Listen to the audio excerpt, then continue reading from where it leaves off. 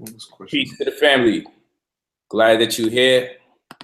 And it's now time for us to speak on how to properly set up a trust by way of investing, funding, and protecting the assets. Of course, we have our head caseworker here. You need a website. Why not do it yourself? These people always trying to hustle in the middle of our show. Of course, we have our head caseworker here. Come on, brother, don't worry about it. Of course, we have our head caseworker here, Lawan Alva. Lawan Alva. Yes, he's notoriously known as the shrewd businessman, the guy who asks a lot of members. Members call and they complain. Lawan's not nice to me. He's mean to me. I don't like how he talks to me. Okay? And many of you who thought this brother and I somehow parted ways, and we didn't. I gave him bigger and larger business, not better, but bigger and larger. And he needs that because he was being underappreciated for less money. So now we have come up, you did a great job, and now we're coming back to the community to talk to the community again.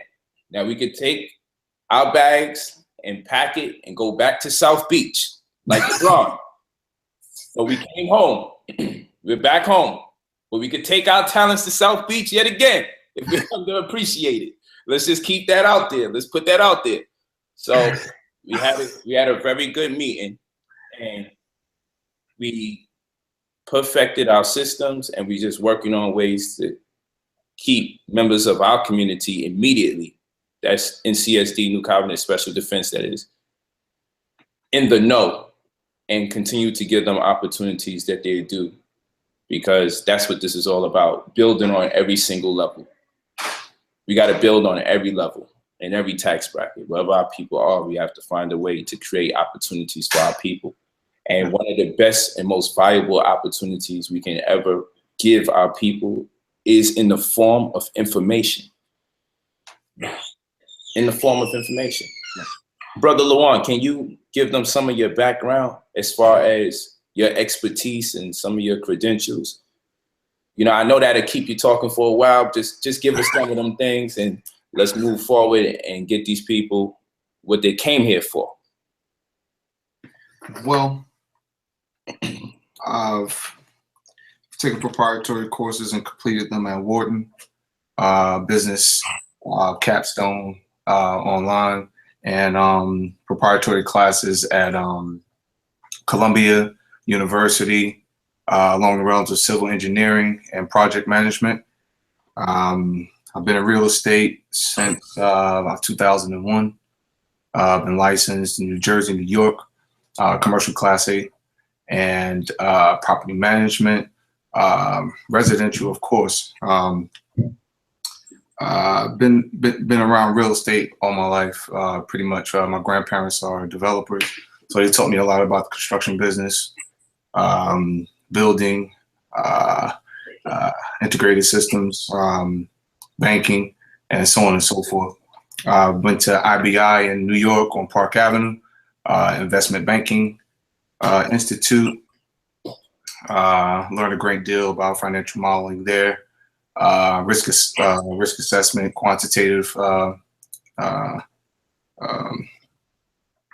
analyst myself. So I'm a numbers guy. I believe in processes and systems, and so on and so forth. I don't want to bore you, but this pretty much all around the board. Just I love to learn. So. It's good. Well, with that, having said that, let's get it in. You guys know that we have the classes coming up. Let me read that off to you. This is very important. Let's read these classes to you. Hold on real fast. There we go. Okay, so we have the pay-per-view online UCC course Sunday, January 15, 2017. You're going to learn how to conduct filings for the UCC, learn how to use the UCC to secure your transactions, learn about the things that go wrong with UCC as it relates to the most common mistakes, learn why it is even necessary to use UCC, especially when it comes to real estate, how to use your trust. That's January 15, 2017. That is actually this weekend. That's this weekend. Then you got pay-per-view online property research. That's going to be the following Sunday, January 22nd, 2017. How to conduct title search, how to use the county surveyor, how to learn about the tax equalization ratio. What the heck is that? How to understand the comps. Then you have pay-per-view online tax lien, tax deed course Sunday, January 29th, 2017. How to study tax lien. How to study the tax deed, how to get data from your local county, how to find properties outside of your state without risk, how to annuitize your returns. Next, you have pay-per-view online accelerated health course Sunday, February 5th, 2017. What herbs can you mix with each other and why? How to increase potency, raise libido with herbs, and which herbs can you use to increase memory? These are all very important pieces of information. If you buy all 4 classes, you get it for $100, you save $20, or you could buy each one of these classes by itself for $30 a piece. So each class is $30 each. However, you can purchase all 4 for $100. Now, the next thing I got to take you to, let's go here. To IamBrotherPolight.com. Here's where you go to get the services. You click the word service, and there you go. The first thing you see is 4 pay-per-view online course package for $100. Then you have the classes by itself for $30 each. Okay, we have the child support information as well, but you have these $30 a piece classes. You just look at the date to see which one that you're purchasing. And of course, look for the information that corresponds with it when you click the item. So if you click the 4 classes right here, you know that's a combination of all the other classes. If you click this one for this Sunday, which is $30, you'll see what the class entails in the description. For those of you who want to know, class will start at 12 noon West Coast, 3 o'clock p.m. on the East. That's the live class. But if you purchase it, don't worry. You'll also be able to access the class for at least 24 hours. We'll give you the information. When you purchase, just be ready for class on Sunday. Be ready. And if you can't do it during some of those hours, don't worry. You'll be giving the course. We'll give some time throughout that day so you can have it for at least 24 hours to watch it. Okay. So that is Brother Polight. Make sure you go to IamBrotherPolight.com. Of course, you're going to want to get the books, especially for today's class. These are just some of them. You're definitely going to want to touch the Real Estate Illegal Fiction or Introduction to the Tax Lien, Tax Deed. You're definitely going to need that. Buy the House is Good study material for these classes coming up. Going to need that. Okay. These are some metaphysical books. I want to point out the ones that you're really going to need. Okay. Killing with Paperwork is great. You're definitely going to need this book right here. Trust me. You're going to need this book. It's called Trust Me. All right. That's what today's class is about, amongst many other things. Head of the Crown. This is the Sovereign Bible. Anybody into anything called sovereignty, UCC, what they call status correction, what we identify as the Crown Doctrine, Head of the Crown. This puts it into its proper perspective. Make sure you get on top of that. Yes. Hold on now. Gotta get to stuff. You know, I wrote a lot of books. Of course, we have our own language in New Covenant and do our Susu, Living Language. Hermetic Arcana, Volume 2. Whole science behind what life is. Breaking down biosemiotics.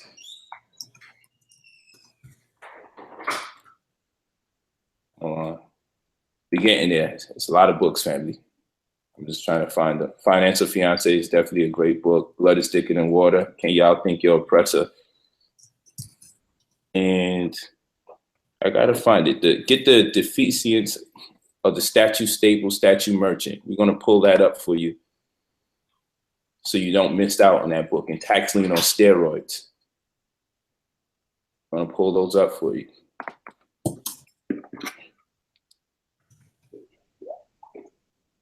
Okay, so we're gonna get out of here. We're gonna showcase those books when LaJuan starts heating up. We're gonna Yes, sir. hold on, bro.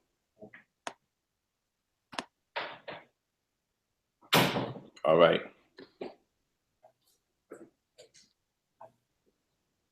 Okay. So, of course, it's IamBrotherPolight.com. Be sure to get on the ball. And again, we'll post the books specifically that's going to correspond with what Brother LaJuan is going to talk about tonight. Of course, you could go to 2012 stores and you can also find those books there as well. Okay. So, Brother LaJuan, Mr. Avram. What's up, man? I'm in the chat already. Yeah, that's what you gotta do. That's what you gotta do.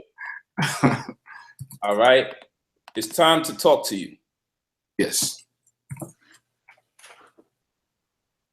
What makes a trust different from an LLC or a S corporation or any other corporation for that matter, for the most part? What is the underlining theme of the trust that gives it so much contrast to all the other types of entities?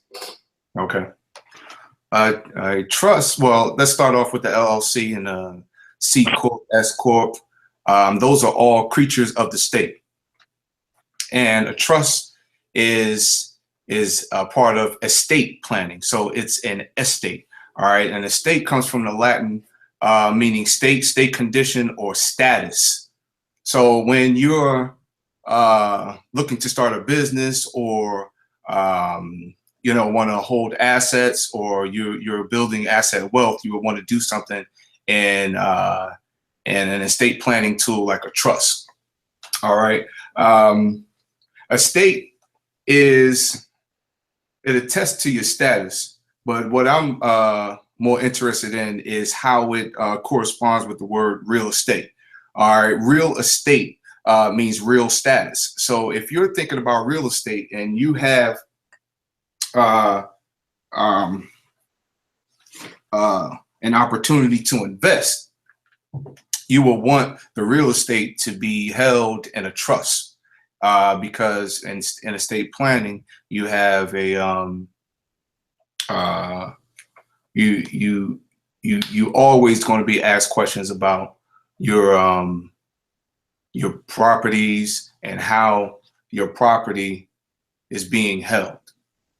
So to answer your question, Brother Polight, the S Corp, C Corp, and LLC are creatures of the state, and the trust is an estate, and it's properly being used for planning purposes for those who like to plan.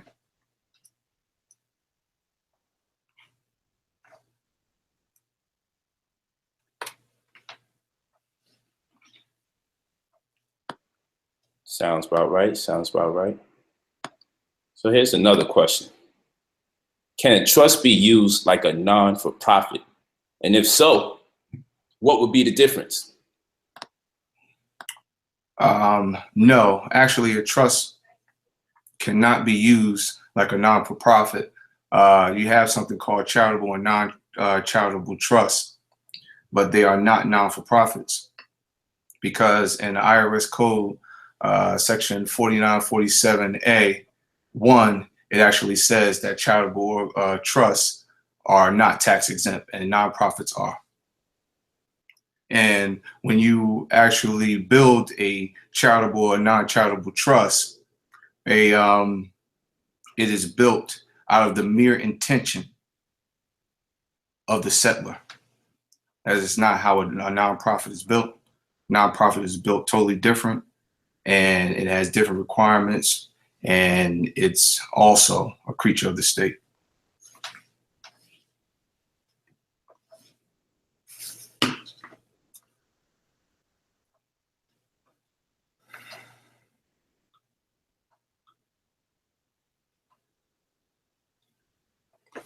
I can't hear you.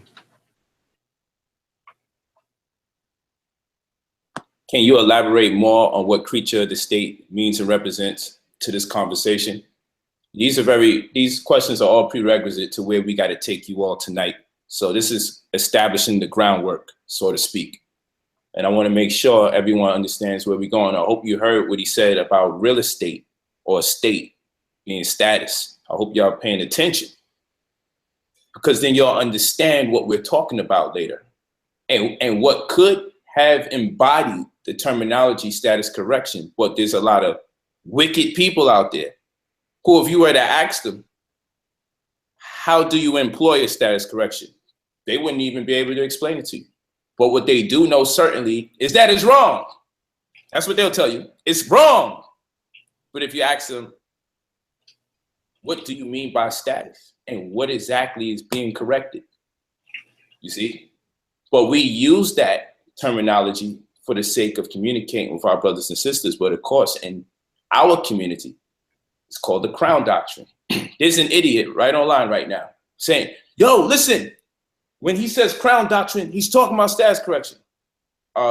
You probably got that from me, because I said Crown Doctrine more immediately identifies what people should suggest status correction is. But first, you will have to know what estate means, and you will have to know what we mean by crown. So when you going off and talking wild, you have no idea that you're saying exactly what I'm saying. I'm not going to say, brother, you're absolutely wrong. I'm saying it behooves us to make it clear and be as specific as possible when people who are uneducated grab the information by the clutches to misinform other people. That is the purpose of coming up with new euphemisms. And in this particular case, reestablishing more archaic terms in this genre of study. We're not creating the terminology. We're not creating the phraseology. We never do that. It's imperative that everyone walks with us and pays attention to what we're talking about tonight. Very important. So what is the functionality of the solo tax lien fund, and how many ways can I use it? Because I know, Luan, you do a solo tax lien fund, and you've helped many people out here in California, particularly. As we bring in new business, you've been helping them grow their wealth through the solo tax lien fund. And it's estate planning at its best, I would add, based on everything that I've read or come across and the things that I've seen and the responses I get from people. You're on to something. Yes, so what's going on with the solo tax lien fund when people get this kind of trust? Yes. What is this? What's going on? Yes. So the Solo Tax Lien Trust Fund is an investment fund for tax lien investors, right? So I would just give you a little bit of background on how I came about just doing it for everyday people, right? When I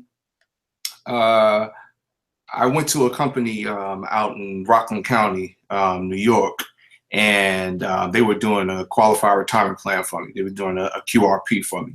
And they wanted to do it over the phone and mail it to me, but I actually went to the office. I went to the office, you know, and I talked to a Jewish company. His name is Avi Kaufman. And when I talked to him, you know, we were in another person's office. And that office was a person that was a fund manager for a tax lien fund. So I asked him, I said, man, you know, you guys sell tax liens or you have a fund? And he was like, yes. I said, all right, tell me a little bit about it. He said, well, you have to be an accredited investor in order to invest in tax liens in our fund. And I said, well, accredited investor, And he was like, yes, you have to make at least $250,000 a year or have $1 million in assets, liquid assets, before even considering investing in the fund. And I'm like, whoa. I said, I don't know those type of people, but I do know tax liens. So what I did was I came home and I did an outline for a trust that actually holds tax lien certificates. And then I built a system. It's a 3-tier system that encompasses tax liens, acquisitions, of course, estate protection, and a dividend paying conduit.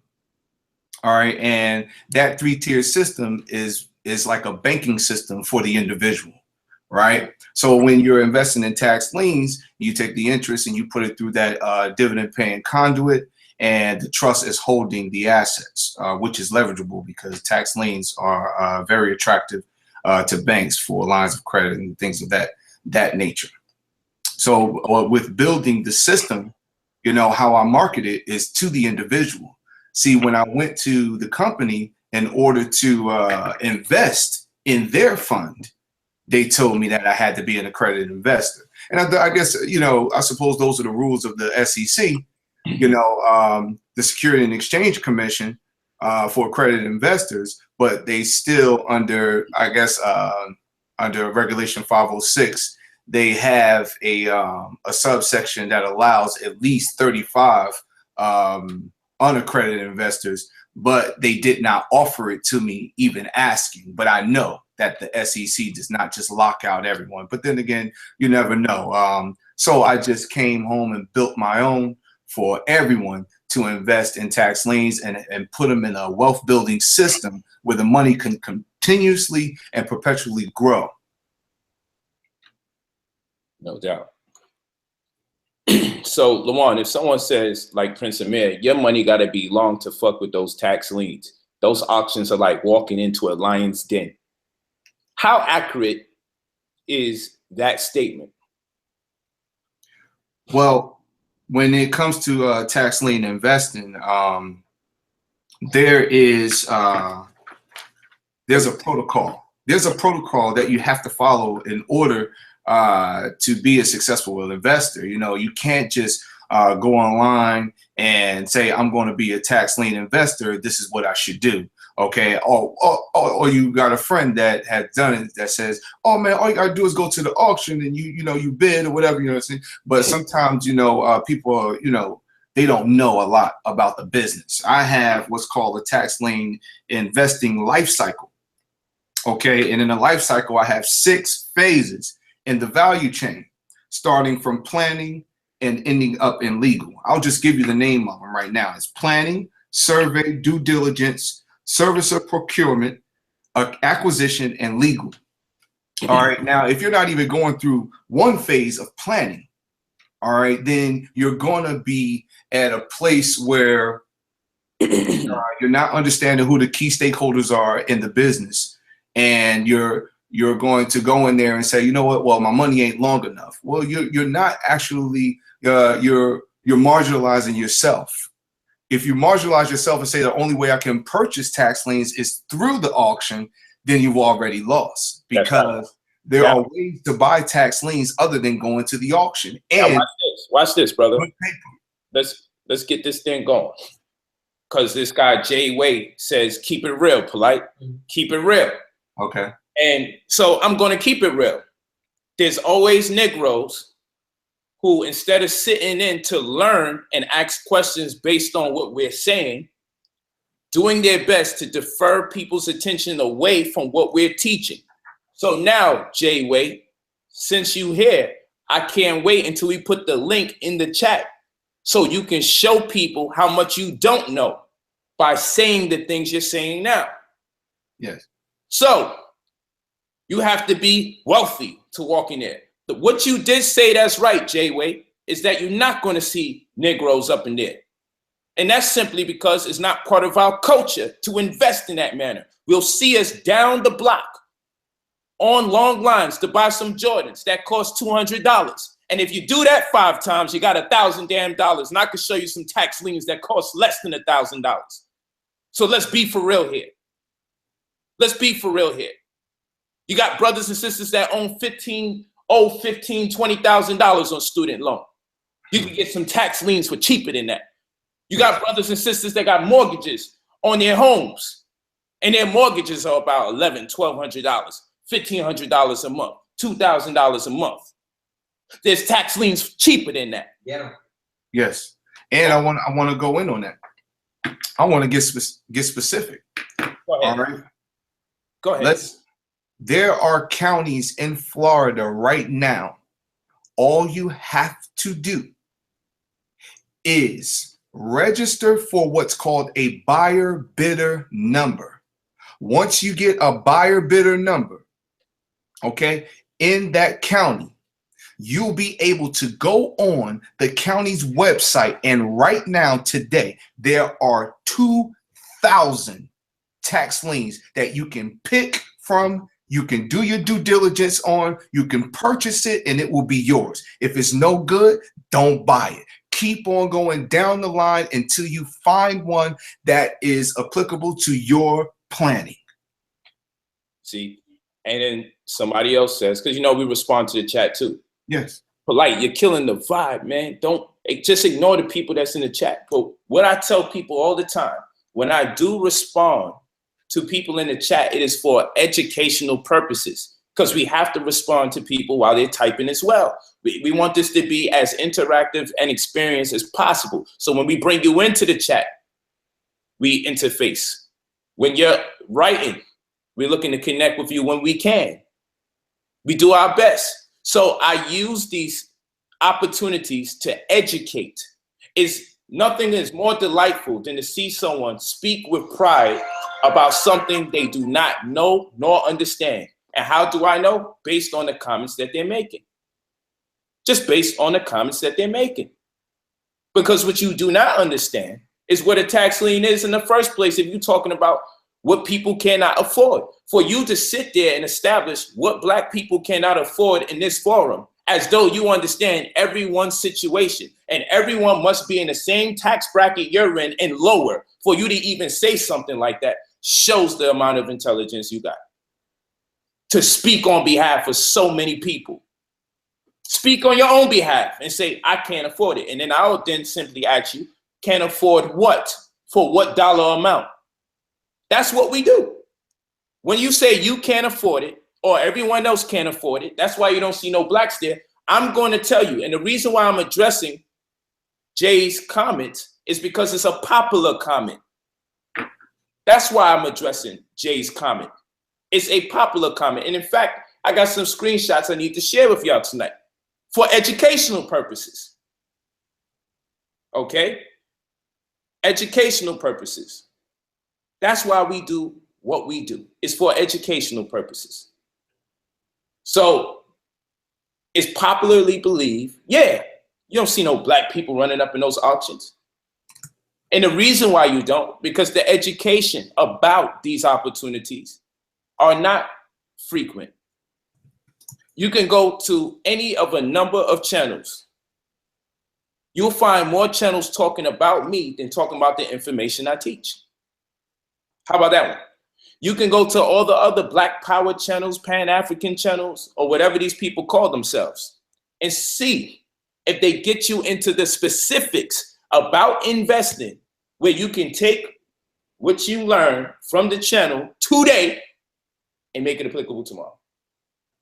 We'll hold your hand. We wrote the books. Show me a forum where they got a library of books that you can follow up on, written by the people who give you the virtual presentations.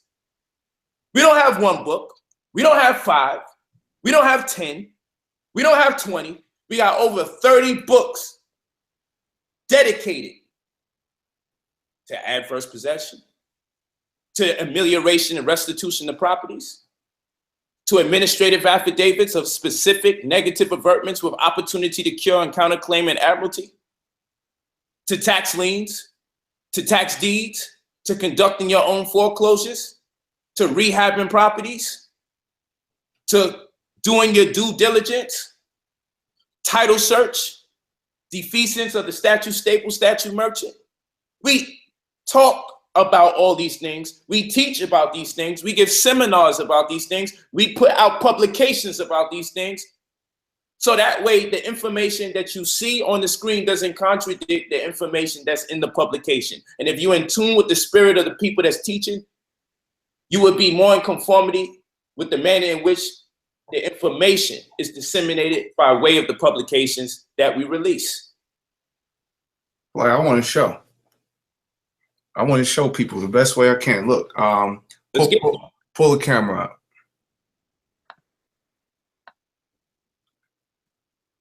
Go ahead. Put it up. Can you see this? Can you see it, P? Yeah, we see it good. All right. That's Hillsborough County right now. If you go to their website, just go to Google and put Hillsborough County in Florida. Okay? And you'll be able to register, get a buyer bidder number, right? And if you can't see it right, I'm gonna tell you. Okay, the first lien that's on there, purchase amount. This is over the counter, $108.39. The next one, $94.34. The next one, $94.34.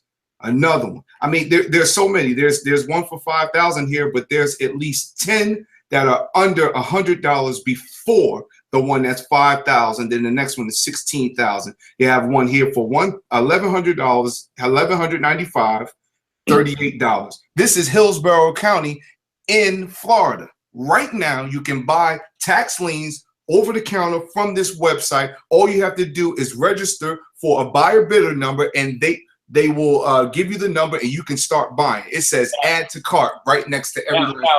Now, Jay Wade, who said black people can't afford this. You're telling me they can't afford a damn $100 investment that don't go to us directly? Because there's a Hebrew sister in here who went out her way, McQueen, Lioness of Judah, who's intimating that everything we showing has to go to us. Well, I don't give a damn if everything I showed you did go to me. It's my show. It's my platform. Go to someone else's platform and tell them they don't have the right to solicit the sale of their own products. We're on this live stream right now, and it's absolutely free. And you still concerned if I'm gonna make $1. It's a free stream. I didn't get paid to sit here and do this. In fact, I'm training somebody right now who's being employed. Turn around, brother. I'm training someone right now who's being employed. My man I right here. One of our newest New Covenant members, and he's gone through training. He's been with me, what, today? Like 5 hours? 5 hours. Yep. 5 hours of extensive training. This is his job now. He don't work for the beast no more. He been with me for 5 hours today. He was with me yesterday, and he's with me today. Extensive training, because I employ people. How many of y'all got somebody on payroll?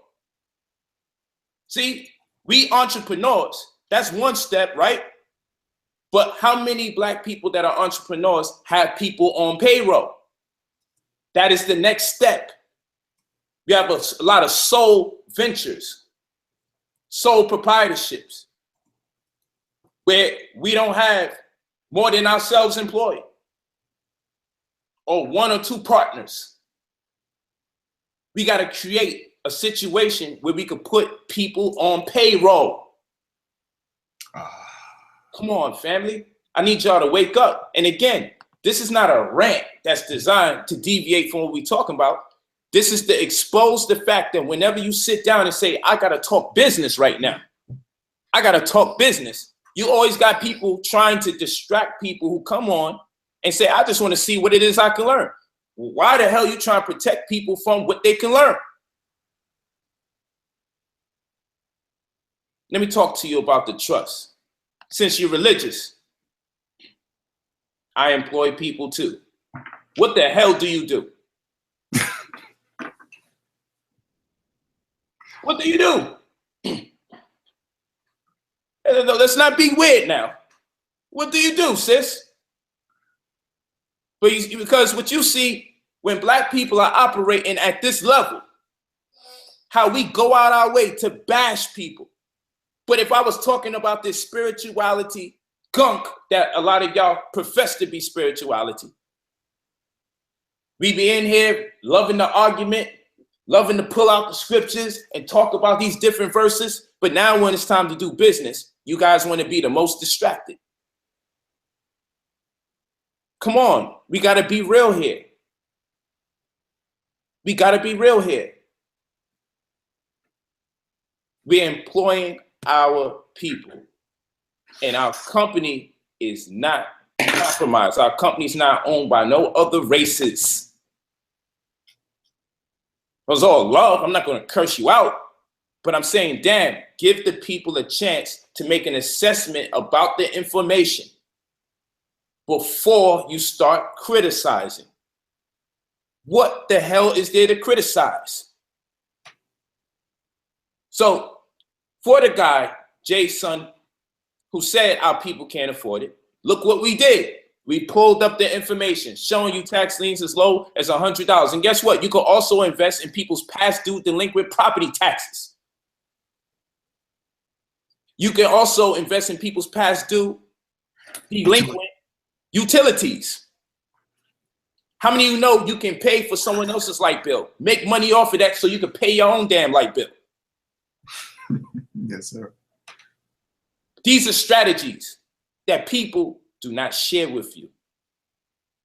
Serious strategies. No risk investments. You can invest in Treasury direct accounts, longer term, but you still get something. Micro loans, longer term. Actually, not as long as the Treasury direct, of course. These are things that you can invest in. You can invest in precious metals, not to keep them in your house like the Negroes teach you, but to open up a precious metals refinery account. And those of you that have been listening to me from Brooklyn, you don't know the plethora of phone calls that I get. Because when the gold and the silver goes down in their favor or goes up in their favor, my phone is always lit. I was in here today talking some talk, and I got 2 calls after I had my conversation and educating a young sister and my brother over here. Because I have them retitle these accounts to their trust, and we'll talk about that. You can retitle your intellectual property. You can retitle your intellectual property in the form of your URL, your website. These are all assets. Let me tell you something. You can invest in gold, silver, rhodium, palladium, precious metals, and you go to a refinery account. This is the bank for precious metals. If you need money, they translate the amount of money that those metals are worth into the liquid that you say you need, and they give it to you by wire. But why would you invest in precious metals? Because they are recession proof. What do we mean by recession proof assets? All over the world, there's a demand for gold and silver, as an example. Therefore, if the economy collapses over here today, gold and silver is void or exempt from the effects of the so-called dollar. But you don't want to keep the gold and silver in your house because you can't break it down into pieces that represent $1, break it down into pieces that represent $10, break it down into pieces that represent $50. So what you do, you make deposits into a precious metals refinery account, one of which being David H. Fells. David H. Fells. Yes. Okay. And guess what happened, Brother Luan? For those of you that listen to Brother Polight, when I say download the Kitco app, guess how much silver is right now on that? Matter of fact, Luan, how much was silver last time you checked what it was worth? Give me 1 second. Check right now. Now, how much was it the last time you recall it? Oh, I guess $30. There you go. I told you this, right, brother? Mm-hmm.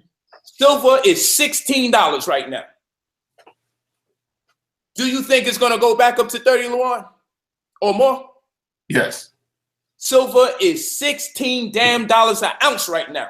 And all I can tell my students is y'all better go down and buy as much of silver as possible, because Any day is just, and then when I say any day, I mean 2 days from now, 3 days, 4, 5 days. When this happens, this is why we carry the Kitco app on our phone every day so we can see where gold and silver is at day to day. Because when those drops happen like that, you got to buy up as much as possible because it's going to go right back up. Yes. And guess what? You'll make $16 on everything that you did because it's going to at least double. You talking about doubling money in real time. Does that money go to Brother Polight? No, you don't pay me for the silver. You don't pay me for the gold. I told you where to go to get it. And I told you the app to get to monitor when the prices fluctuate. Because silver very rarely is $16 damn an ounce. Are you kidding me? It stays at an average of $28 to $32. So when it goes down to 16, that's when you buy it up. Then you sell it. Now, if you open up a precious metals refinery account with a trust, guess what happens? Every time that you buy, let's say silver, because it's cheaper. Platinum is cheaper than gold now. Gold is more money. Gold's like $1,100 an ounce now. Platinum's around $900. Silver is about $16 right now, which is remarkable. All those prices are remarkable. Yes. All of them. Absolutely. Because gold was up as high as $1,500, $1,600 last summer. Now it's down to $1,100. The profit that's made when it fluctuates, you just got to pay attention. That's what my wife Aminette does. She does precious metals refinery accounting. All she do is watch the fluctuations so she can buy and sell like stocks throughout the day to make people their money. That's what she does. Precious metals refinery accounting. I mean, it's a little bit deeper than that, but that's what she does. Kicking this to you, man, for absolutely free. This is just nuts. This is why I went on a 5-month hiatus, and y'all thought I lost my mind, went Hollywood, as you say, and didn't give a damn about the conscious community. No, I can't stay here and be around people enjoying missing money and then saying we don't got nothing, we need donations, why nobody helping us. I can't be around that at the same time.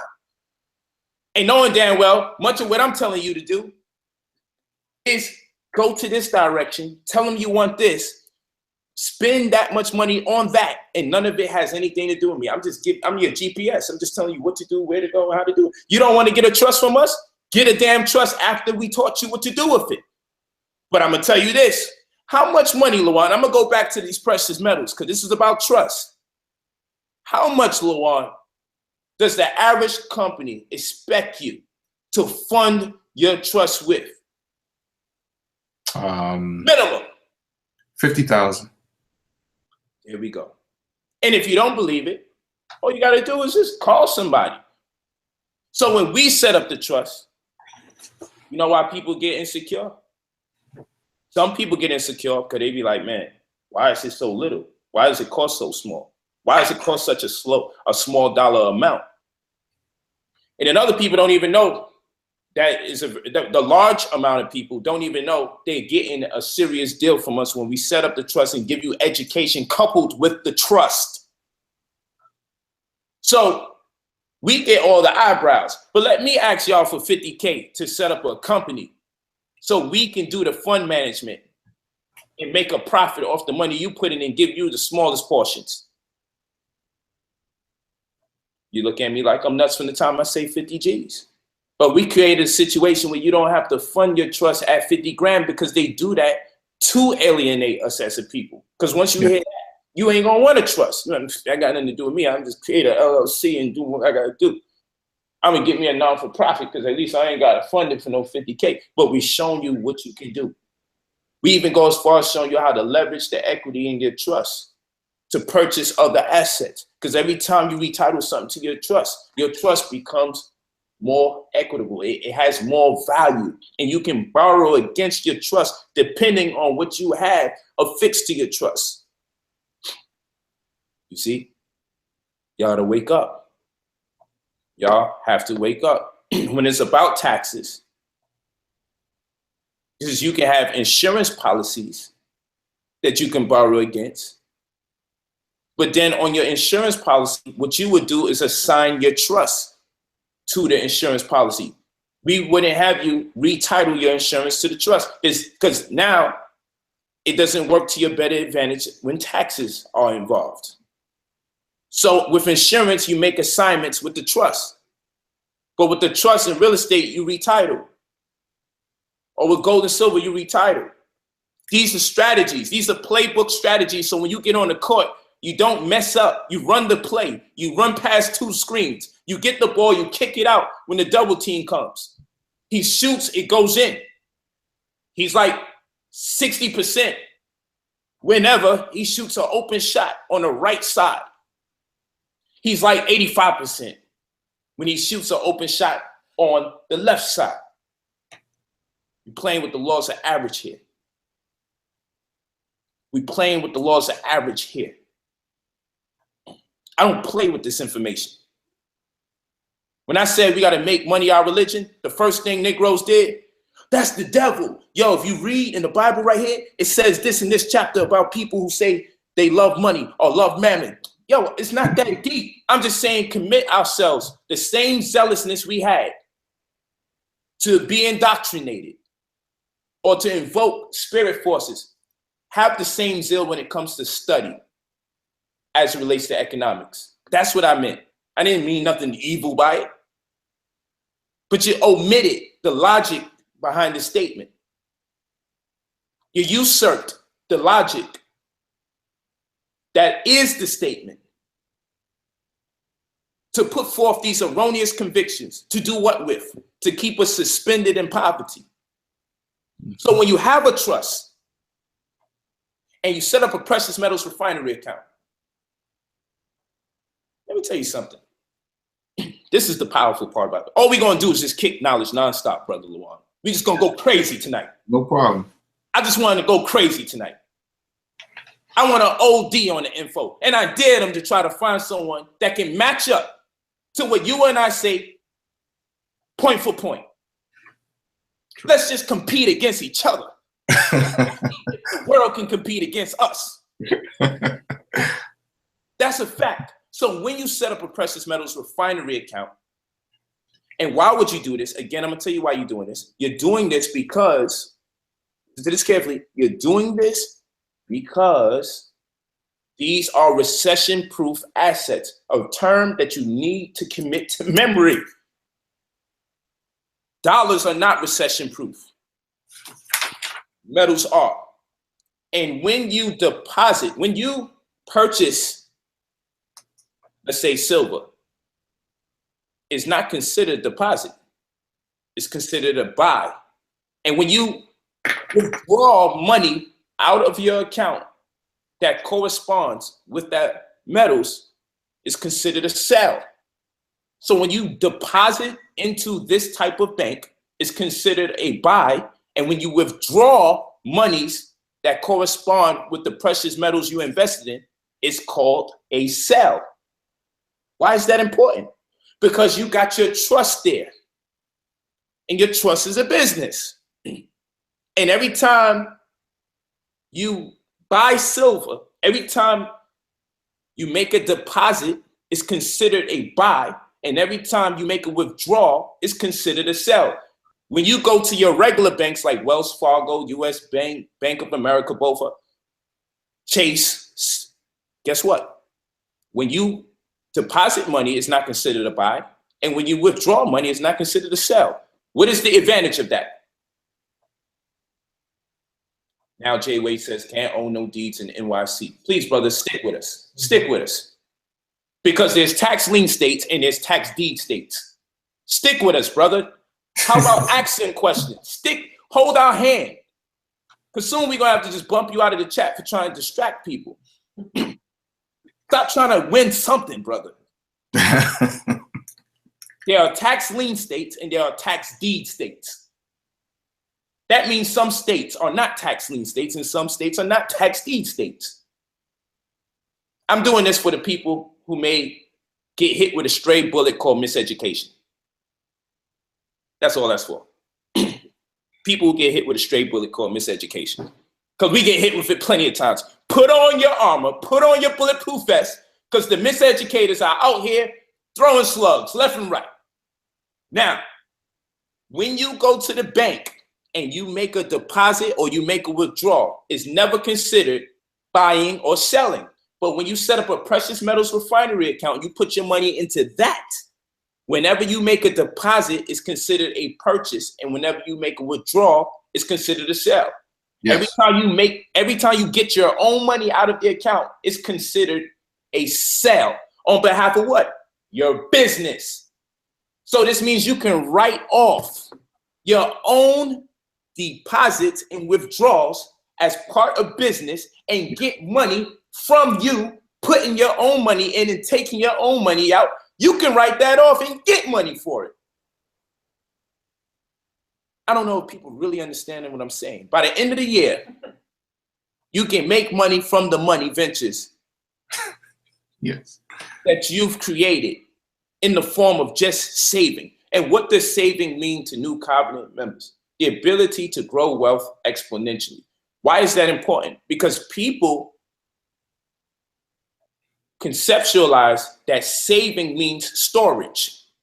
So you have banks set up here for people to save money, meaning they just put their money there to store the money. And the only thing that happens with storage is things devalue in storage. They get weathered down in storage. They get used in storage. You put it in storage because you intend to pull it back out of storage. What we're talking to you about is putting money places that it can only go upward or stay level, because the purpose of the trustee, when it comes to the trust, which would be you, is to see to it that the trust never accumulates negative asset value. That's based on the edict of the trust. Now, let me talk to you about the trust. Since we like being into religious dogma, since we like getting into religious dogma, let me give you a religious analogy about what trusts are. God creates the world. No one knows for sure if he actually did it. We ain't see it, but we say the world is so marvelous, surely it must have had a creator. Somebody is inspired by this unseen God, someone who we can see. And his word game is so good. His professions, his attestation, his example, his understanding is so good. We render unto him the status of a prophet. And we understand that his vision comes by way of the creator. And the creator sets laws, statutes, and commandments up. And the creator says, you teach the people these laws, statutes, and commandments, and y'all follow these laws, statutes, and commandments, and surely there will be a beneficiary. There will be an inheritance. Israel will be given land. You follow the law, statutes, and commandments, and you surely shall be the benefactors. Your children shall be the benefactors. This is from the unseen God and the medium that we believe got the information, whether he comes down the mountains with the tablets or the stones and says, hey, these are the 10 commandments, or 613, maybe 614, because Jesus gave us an additional commandment that ye love each other like I have loved you. Could be 614. All of that is another conversation. The fact of the matter is, what does this have to do with the trust? Well, what you'll find out is that a great deal of your judicial system, executive system, your legislative system is inspired by Judeo-Christian dispositions, more especially in the case of Judaism and other cultures of antiquity that precede them. So the construct of the trust is religiously inspired. And as far as the fact that the trust has a trustor or a grantor, okay, the trust has a set law. And the set law has a conveyance or communication or understanding with the trustee or the grantee, or, okay, the trustee. Let's focus on the trustee. These are all synonyms that I'm using. So now, guess what?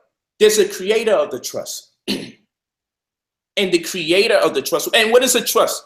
Another term for trust or any company out there is person or entity or legal person. So the trust is a person void of a body. This is not me making this up. Companies are called persons or legal fictions or entities. We're going to use the word person. It's set up in such a way so your business could come in your personage. So the trust is a person. And this person has no physical body. And then there's a creator. So you have a settler or the creator. You have a settler or the creator. And the whole mission of the creator of the trust is to turn over all fiduciary responsibilities to the trustee. Yes. So now we come over to this idea called what? Write this down. Control everything, own nothing. This is to your best advantage.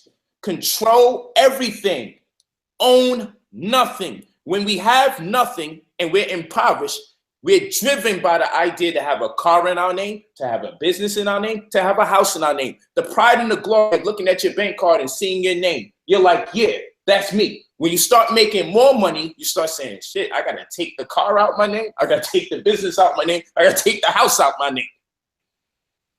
When you grow more in wealth and understanding, you realize, damn, I got to protect my name. And your scriptures tell you that, how valuable your name is. Your name to hell, because the second you make a mistake, now everybody knows. All the bureaus know. So now you can't even get a Walmart card. They like, would you like to sign up for this Walmart card just to see what's going on? And they type your name in the system, and here you are embarrassing a damn local supermarket because your name is on fire because you made 2-3 errors in your past, and they done spread the narrative to all the credit bureaus and anybody else that might have trusted you.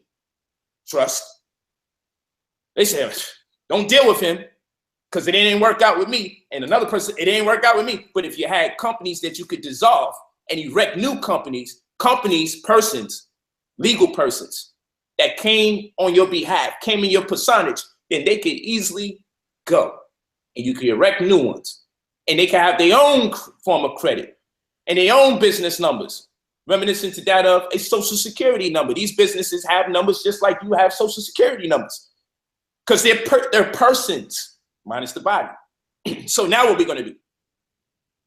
The creator of the trust created the trust for the purposes of the trustee to fulfill the will and pleasure of the creator as it relates to the law, statutes, and commandments in a religious perspective, as far as the analogy goes, or the provisions of the trust in a legal perspective.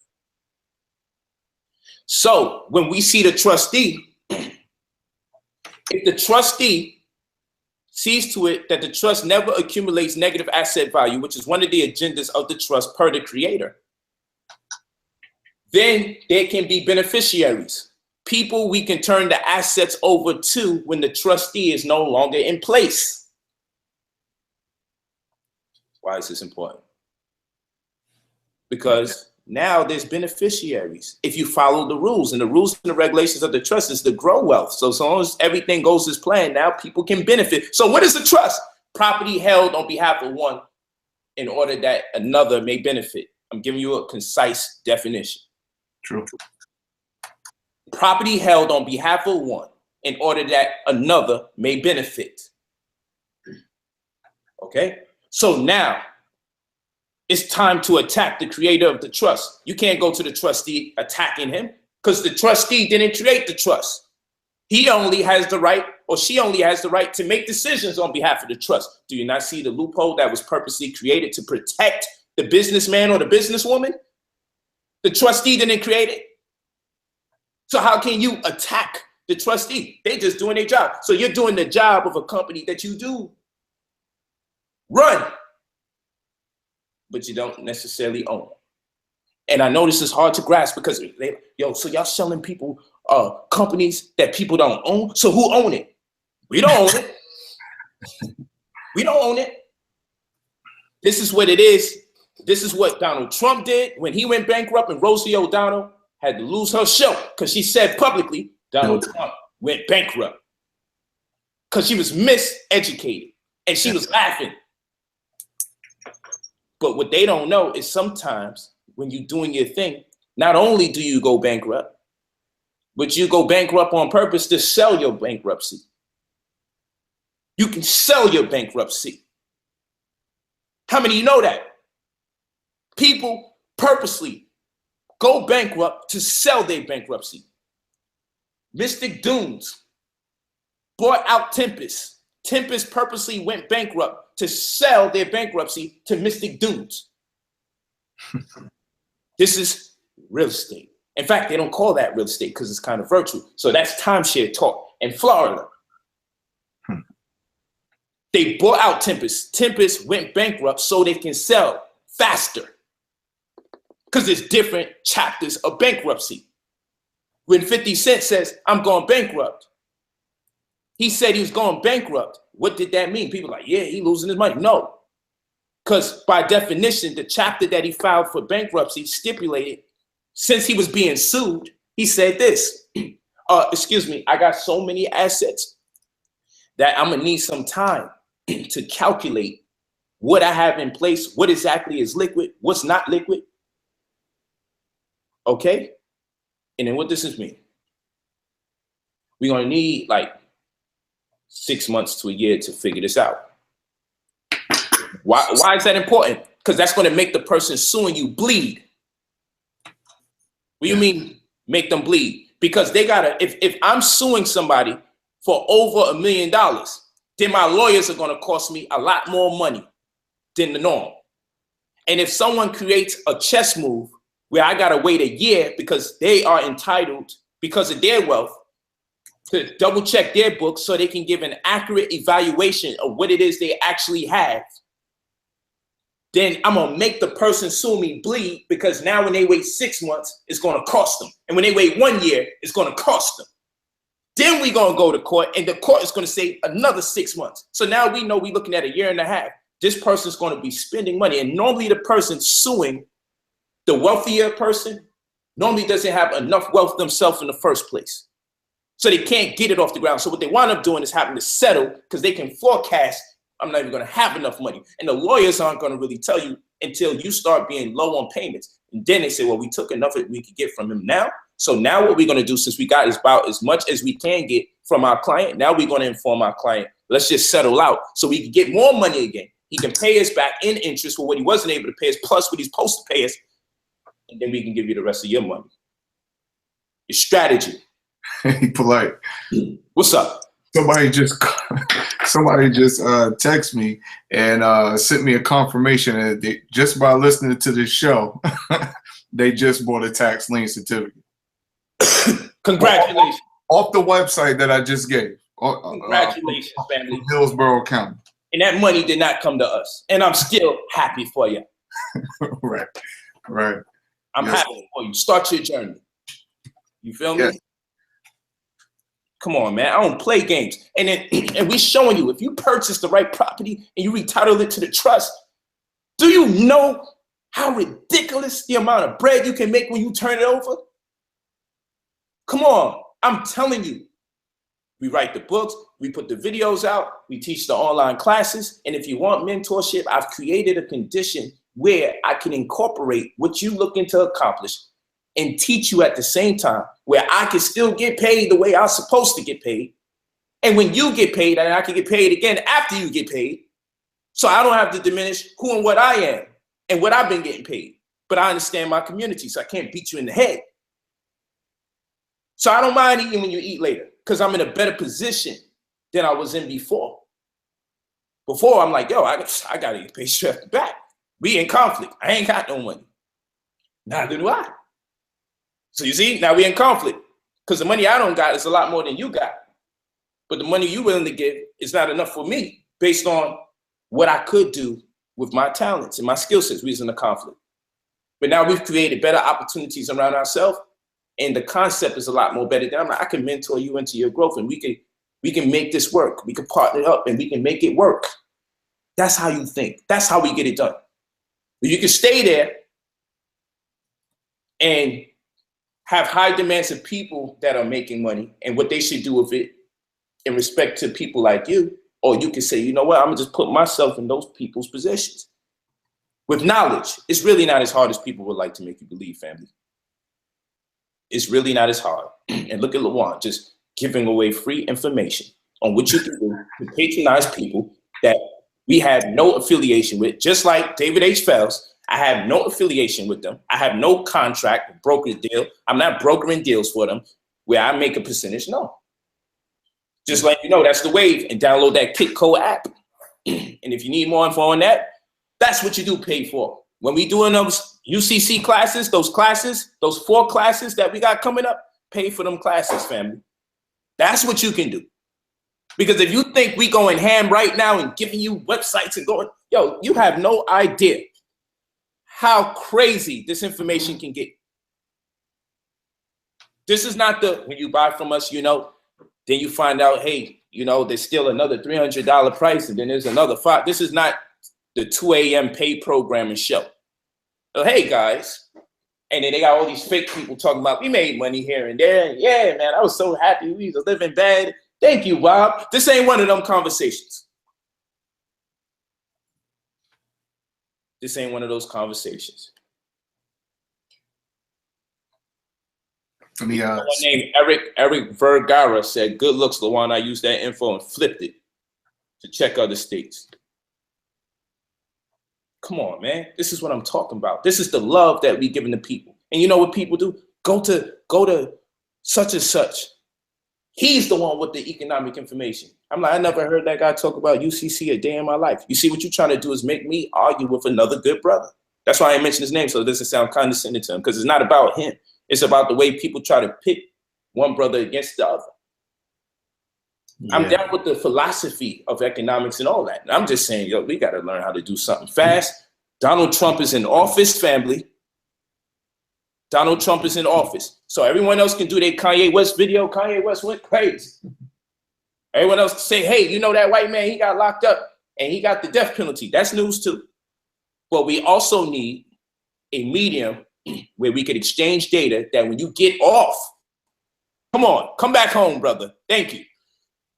When you get on, you need to say, hey, I can make this information applicable. Oh, man, you know what? That's very important also. The brother, Jay Way, is talking about weed stocks, which is very important, because I just actually talked to some brothers about a week ago about weed spots. Weed spots. Weed spots, right? You heard me. I was about to say weed spots. No, listen. So what I did was I told them that I will help them build their company. Brother said he was going to move to Portland and open up a lab. And I said, well, all right, cool. Get your guys on the phone. I talked to you guys about the company, how you can do a capital raise for a medical marijuana facility. And I said, right now, you know, there are over 800 applications for license in Canada and about maybe 100 in the United States. And I said, what you want to do is have a two-tier strategy when it comes to your capital raise, because what the investors are looking for is how you handle customer intake and retention.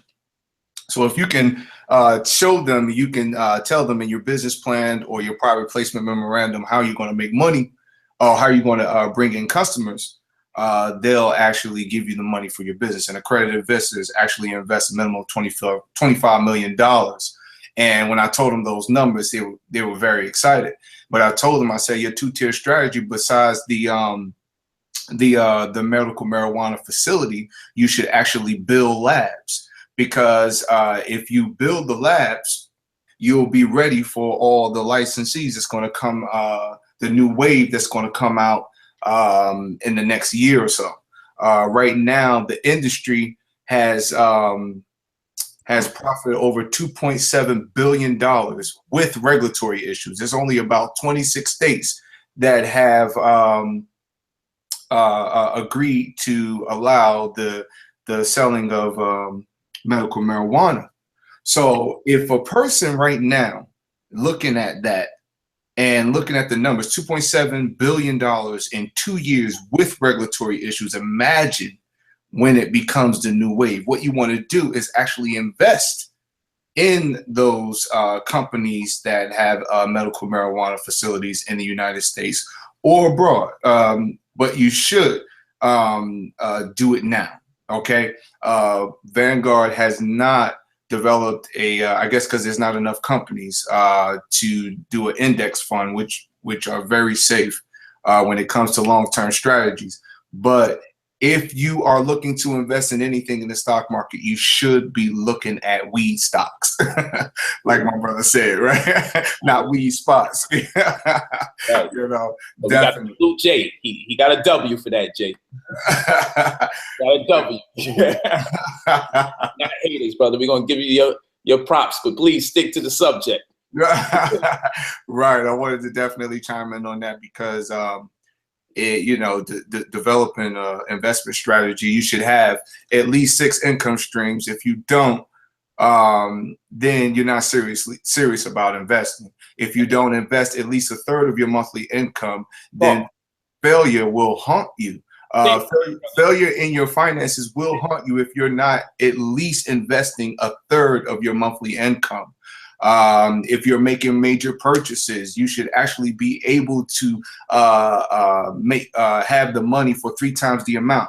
Okay, so if you see a sweater you like or whatever, you know, budgeting, if it's a $300 sweater, you should be able to buy 3 of those. If you can't, then you shouldn't buy it. I'm just using a small thing when it comes to budgeting and actually making purchases and what you should be putting your money to. A third of your monthly income should go towards living.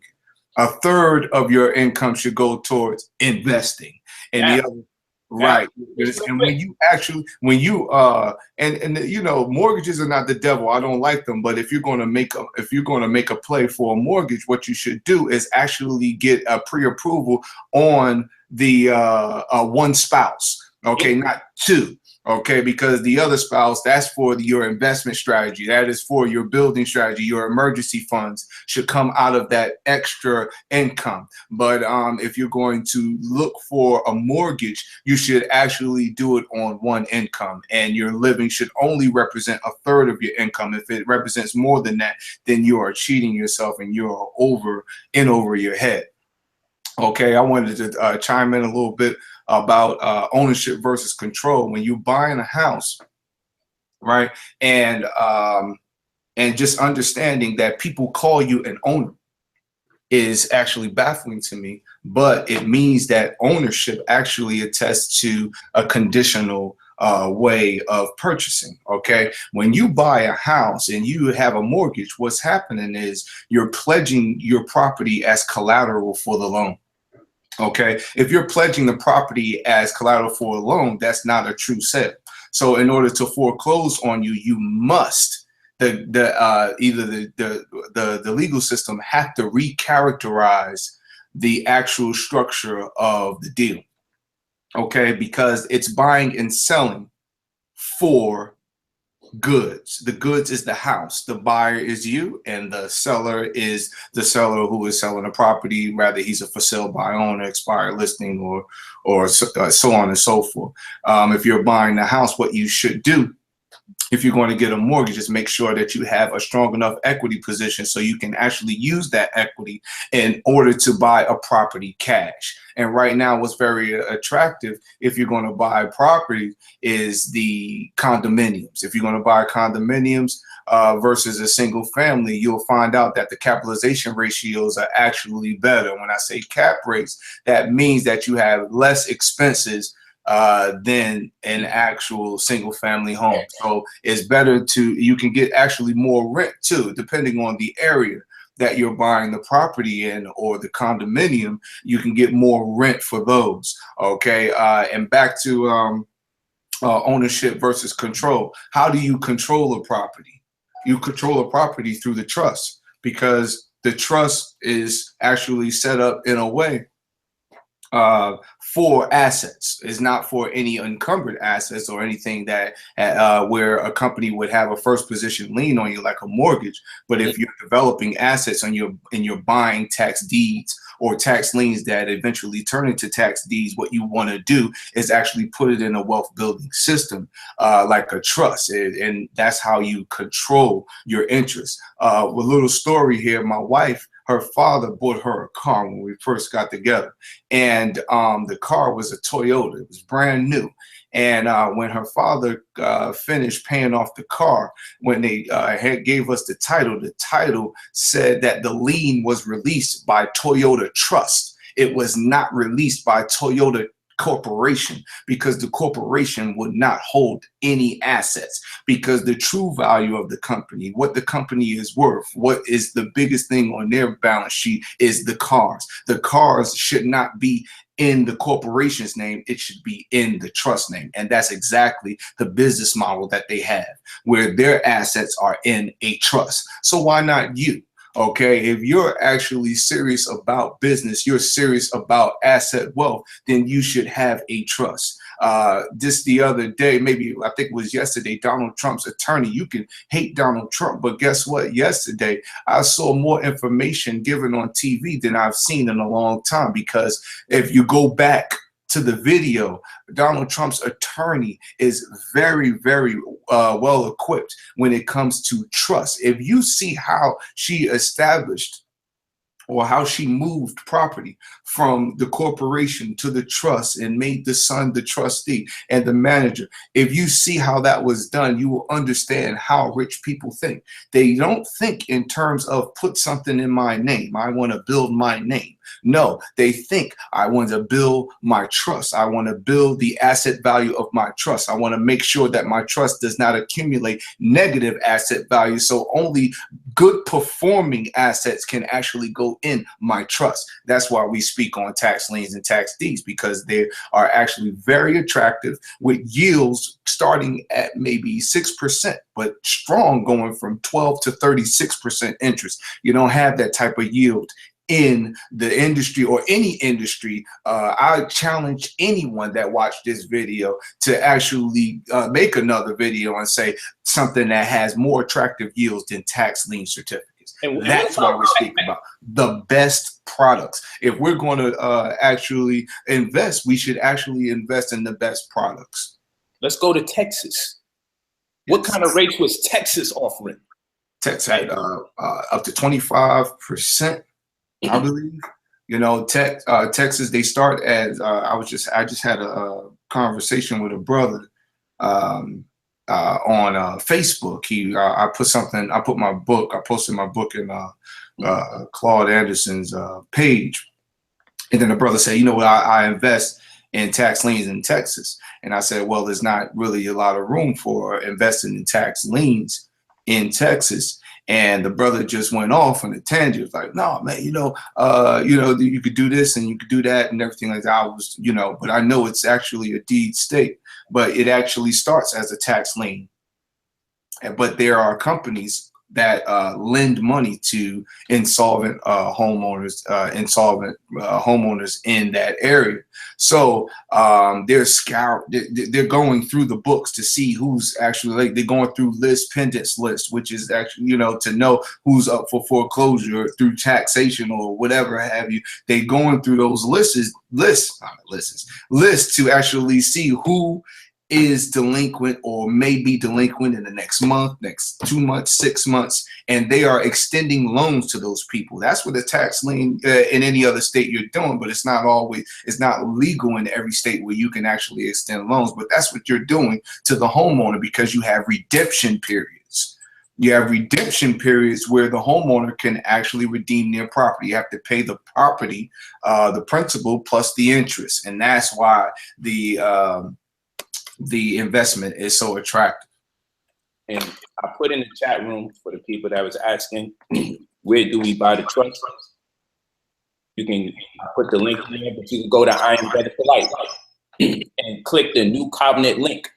And when you click the New Covenant link, you look for it and you'll see the NC-SIP, New Covenant Trust. Okay? Sovereign Irrevocable Trust, that is. So you somebody asked about Nevada and California. California is a tax deed state. If you want to invest in California, which they have very good sales and a lot of good properties, if you do your due diligence, you can come out on top. But most of their sales have went online. So they have like one online company that's handling the bulk of the sales in the state of California. This is right to right. I don't want to say brother or because I don't know who it is. But the thing is that when you invest in California, there's a website called Bid for Assets. Polight.com that you can invest in California tax deeds. It's a deed state, California. Someone else was asked the question, was the trust a holding company? Absolutely, the trust can be a holding company. I have a couple of questions here that I saw. People saying investing in notes. Yes, investing in notes is actually good to do if you do your homework when it comes to the notes that you're buying. Just like anything else, due diligence is very important. And I want to talk a little bit about how to do due diligence, because I don't know if everyone knows the rules that are in place or what's good information. Why do I buy? Okay, so a lot of people, they actually they have a problem with gentrification. Okay, but that's music to an investor's ears, because if you know an area is about to be gentrified, you should buy everything there. Talk to them. Now let's also speak to them. Okay. The county surveyor. Why is the county surveyor so important? We got to do a class on how to go house shopping. That's what we need to do. That's got to be next week, And I got an insurance, one of our members who has their own insurance company coming up here too next week. We doing this the right way. You can't escape it. However, sometimes you want to buy a lot, a vacant lot. And yes, people say, man, Polight be talking crazy. He talking about buying vacant lots. He's talking about buying landfills. And they only $800 and they only $1,500 and some is only $600. And why would I want to just buy some land for $1,800 that really represents nothing? And there's houses on the left and houses on the right, or really nothing anywhere. He's just buying a piece of a land that's made up of a larger piece of land that is doing nothing for nobody. Why would he buy those kind of lots? There's a number of reasons. One, I might be in a relationship and I might want to give it to the woman as a form of dowry. You want to give a landfill? You want to just give a vacant lot to a woman? Yeah. Why? Because the vacant lot might be worth $12,000 and I might be getting it for $800.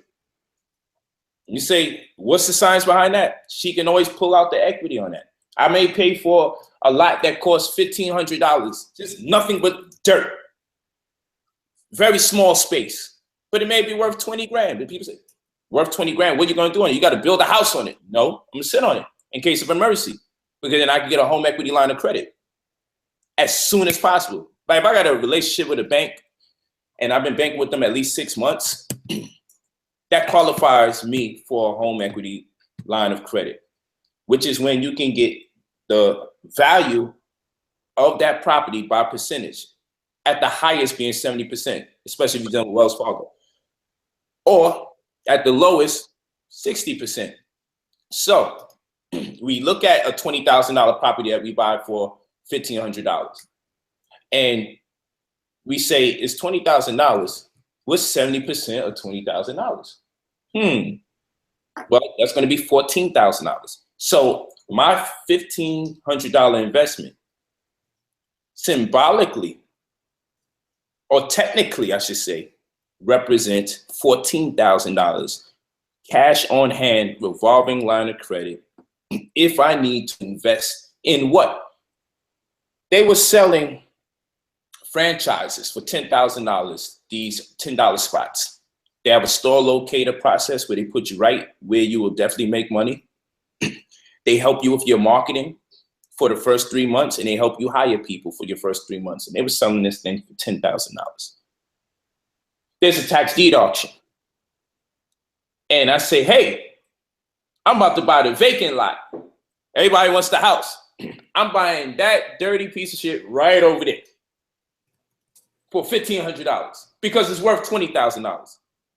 And even with the worst credit, I'm still going to get $12,000 out of it. And I can invest $10,000 into the $10 spot that they're going to help me market and get my administrative staff together for the first 3 months, supply it with clothes, everything. And the $10 spot is going to help me net anywhere between $80,000 to $120,000 a year. which means I'll be able to pay back the revolving line of credit that represents the $12,000 because my credit was so bad I only could get $12,000 out of the $20,000 from the $1,500 investment. Now I'm making anywhere between $90,000 to $120,000, which is more than enough, more than what I was making prior, because I probably was at poverty level with a family of 4, making $32,000 amongst the 4 of us. Now I added an additional 90. Let's take the lesson. Instead of the 120, let's make that $90,000 a year we making from an investment that cost us $10,000 that we was able to access from a $12,000 home equity line of credit per a purchase that we spend $1,500 for. Just rewind the video. I made no error.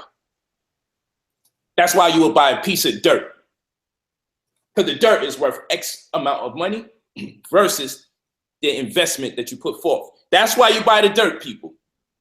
That's why you buy the dirt. If you buy the book, buy the house, sign the contract, protect the asset, no mortgage, no protest, no jurisdiction, you see that I speak about these strategies in the book. When you buy pennies off of millionaires, what is the subtitle? And houses are the new credit cards, because you get a card that represents the equity of the property when you apply and be approved for a home equity line of credit. You get an actual card. And the APR rate is lesser than that of any other credit card. I hope y'all listening, because I know this people. This is the white man's information. I can hear somebody talking that craziness. I'm telling you, it gets real. Polight, talk about martial law. Come on, man. I ain't got no damn time to talk about that. This is what I'm talking about, man. You almost got yourself blocked, my brother. You probably mean well. Think about it, man. Think about it. Listen to what I'm talking to y'all about, man. I hope y'all understand. I hope you're appreciating what we're doing. Just giving it away. Don't say you ain't. I'm telling you, this is what you can say. I'm just telling you, those classes that we putting on, if we giving it up like this right now, just imagine what we're going to put forth for those classes. Let me bring it back to y'all. Absolutely. Let me bring it back to y'all before we get on into the next question. And then we bring the callers in. I hope y'all enjoying it. Press 9 if you're enjoying the class. Press 9. Press 9 if you feel this class is very informative and you are definitely picking up strategies. Okay? If you're picking up strategies, press 9 in that chat. There we go. Bank of Polight. We damn sure need that. We got to go in. There we go. Just taking a look to see what's going on. That's what's up. That's what's up. I want y'all to see how it looks. That's what's up, man. I appreciate it. So you know what? You got us motivated to keep teaching. That's all I need. I need to see the 9s up. Throw Yes, those 9s up, and we're going to keep going in. Because now I know people listening. Now I know people listening. Can we retouch on the Kitco info? Yeah, I'll do that. Why not? I'll write it right here. Type this up. KITCO. Type that up. Let's go there, shall we? Let's see what happens.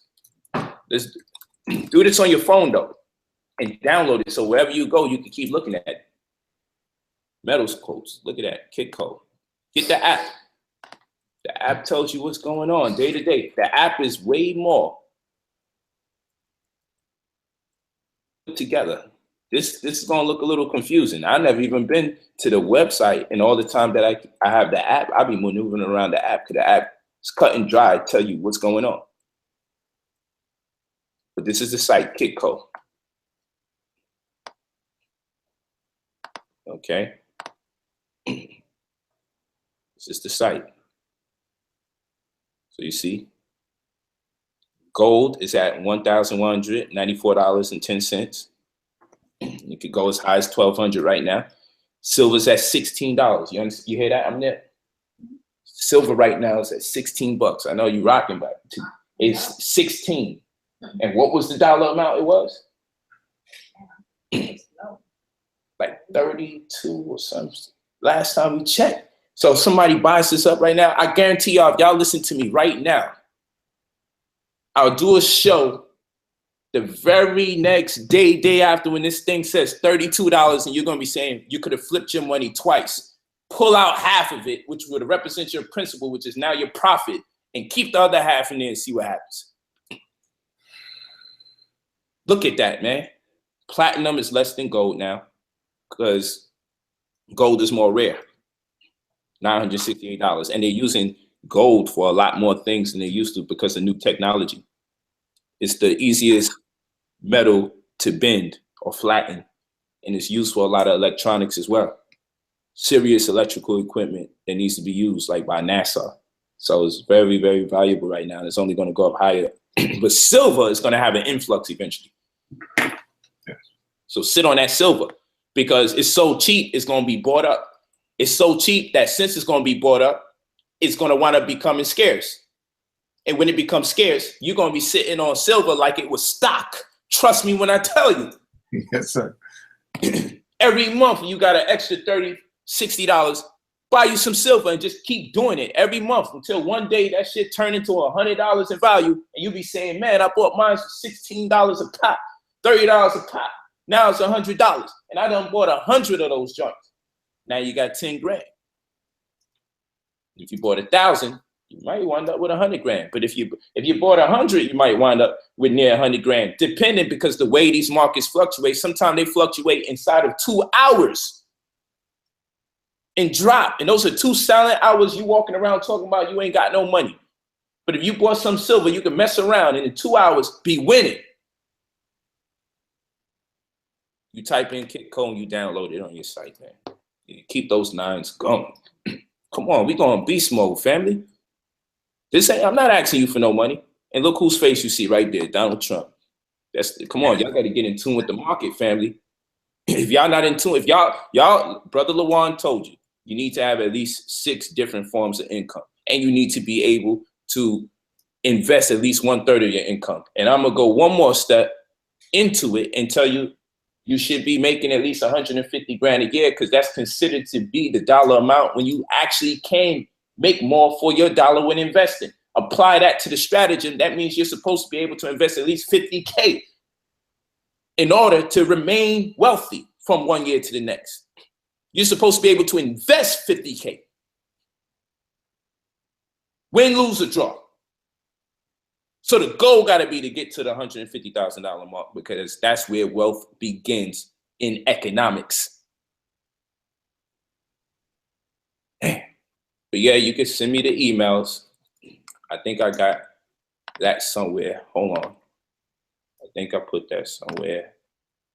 Boom. I'm so together. I'm getting it together. brotherpolight45@gmail.com. Email me about tonight's class.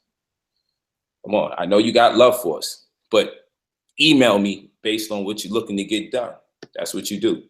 Let's keep this thing all the way 100. We don't want to waste no time. There's a lot of people we got to connect with, and then we got a lot of our own responsibilities as well. But that's the trust, actually. Dang, why I did that? Of course, you're on the Brother Polight site. You know what? Let me go back to Brother Polight. Let me do it like that. 25. Let's go here to New Covenant. When you click New Covenant, Crown Doctrine. Brother Juan, I'm going to ask you to break down this Crown Doctrine that many like to call status correction. I ask you to go into that when the time comes. Here goes the New Covenant Sovereign Irrevocable Private Trust Service. And with Lawan as your caseworker, he's going to show you what to do. Don't exhaust them, because he gives you so much more. Other people just give you service and go. Lawan actually gives you planning. Now, if you want a fund manager, talk to him. He'll take you there. You know what I'm saying? Like, he's my guy that I send the celebs to. And that's an absolute fact. I'm not trying to tell you nothing crazy. That's a fact. I don't send them to no one else but Lawan. Okay? You know what? Let me do one more thing. Okay. Let me just do one more thing. Right. But he's the guy. He's the guy that I send the family to when it comes time to get this thing in. You know, slow down the momentum. but you got to get this information. Again, take those classes, because with just taking this video and the other real estate video I did like 2 or 3 days ago, watch those 2 videos, this video and that video, and then come back over here and get these courses, or get the courses now. You get all 4 for $100, or you could pay $30 for each one. But it's a pay-per-view online UCC course. I'm gonna ask LaJuan this stuff, man. Ask LaJuan. That's what we gotta do. Ask LaJuan Thursdays. That's what we need. We're gonna throw y'all in the chat. So we're gonna start this, and we're gonna get some time out this brother, man. You know, we're gonna throw some donations at this brother so we can qualify his time. Because you just don't get LaJuan like that. I don't never just send people to LaJuan. It's disrespectful to send anybody to this brother. And you don't hear me talk like that about people. Y'all know that. Name the last time you heard me talk about somebody with this kind of prestige. You don't hear that. And it's not because people are not brilliant. It's just in terms of this. That's the guy you go to. If you got him as your caseworker, I don't give a damn if he talk a little negative to you. That's only because he's pushing you to get better. He's a coach. He's a life coach in many respects. You feel me? Just more versatile and fluent in the language of business. Come on. He's dealt with so many people on so many levels. You feel me? I had him talk to so many of the top dogs, and everybody says he's so good, to the point I had to talk to him like, bro, we got to get you back into the community, man. I know you like it. I know you like building with them. I know the bread is a whole lot more better, but I need you to do me a favor. And what I will do for you, brother, I'll get some donations going or something. It ain't about the money with him, but I feel uncomfortable because I know what he's doing and who he's doing it with. So I can't ask him to do but so much because he's swamped with the work he has. But you have pay-per-view online UCC course Sunday, January 15, 2017. Learn how to conduct filings for UCC. Learn how to use the UCC to secure your transactions. Learn about the things that go wrong with UCC as it relates to the most common mistakes. Learn why it is even necessary to use UCC, especially when it comes to real estate. How to use your trust is another thing he's going to go into. Pay-per-view online property research Sunday, January 22nd, 2017. How to conduct title search. How to use the county surveyor. Learn about the tax equalization ratio. How to understand the comps. Next one, pay-per-view online tax lien tax deed class. Sunday, January 29, 2017. These are all online classes. How to study tax lien. How to study tax deed. How to get data from your local county. How to find properties outside of your state without risk. How to annuitize your returns. Next one, pay-per-view online accelerated health course. Sunday, February 5th, 2017. What herbs can you mix with each other and why? How to increase potency, raise libido with herbs, and which herbs can you use to increase memory? So this is going to be an online workshop. I'm going to actually show you how to mix these herbs and make it happen. Okay, and the reason why I put some health there, because I just didn't want to charge you with the conviction to build and grow wealth, because the whole purpose of us growing wealth is so we can grow in health. They're coupled with each other. We're talking about the quality of life. And we say, dang, but it costs money to make that transition. So I'm showing you how to make the money. Please invest it back into your life. Don't spend more money on your rims and then spend $2.50 because it gives you, the food gives you, or the company gives you a free 50-cent soda. So now you got fried rice and wings with extra scallions, hot sauce, ketchup, and barbecue sauce, and a damn cheap-ass tea filled with a domino bag of sugar. And because you get the soda for free, you run it off happy and cheesing for $2.50, only to find out what? That your damn rims on the car is $5,000. But you give your biological vehicle $2.50. Come on, we could do better than that. So yeah, these classes are $30 each, but you can buy them for the whole thing for $100 the package, and you'll get that from the following place. Where is the following place? Okay, you get that from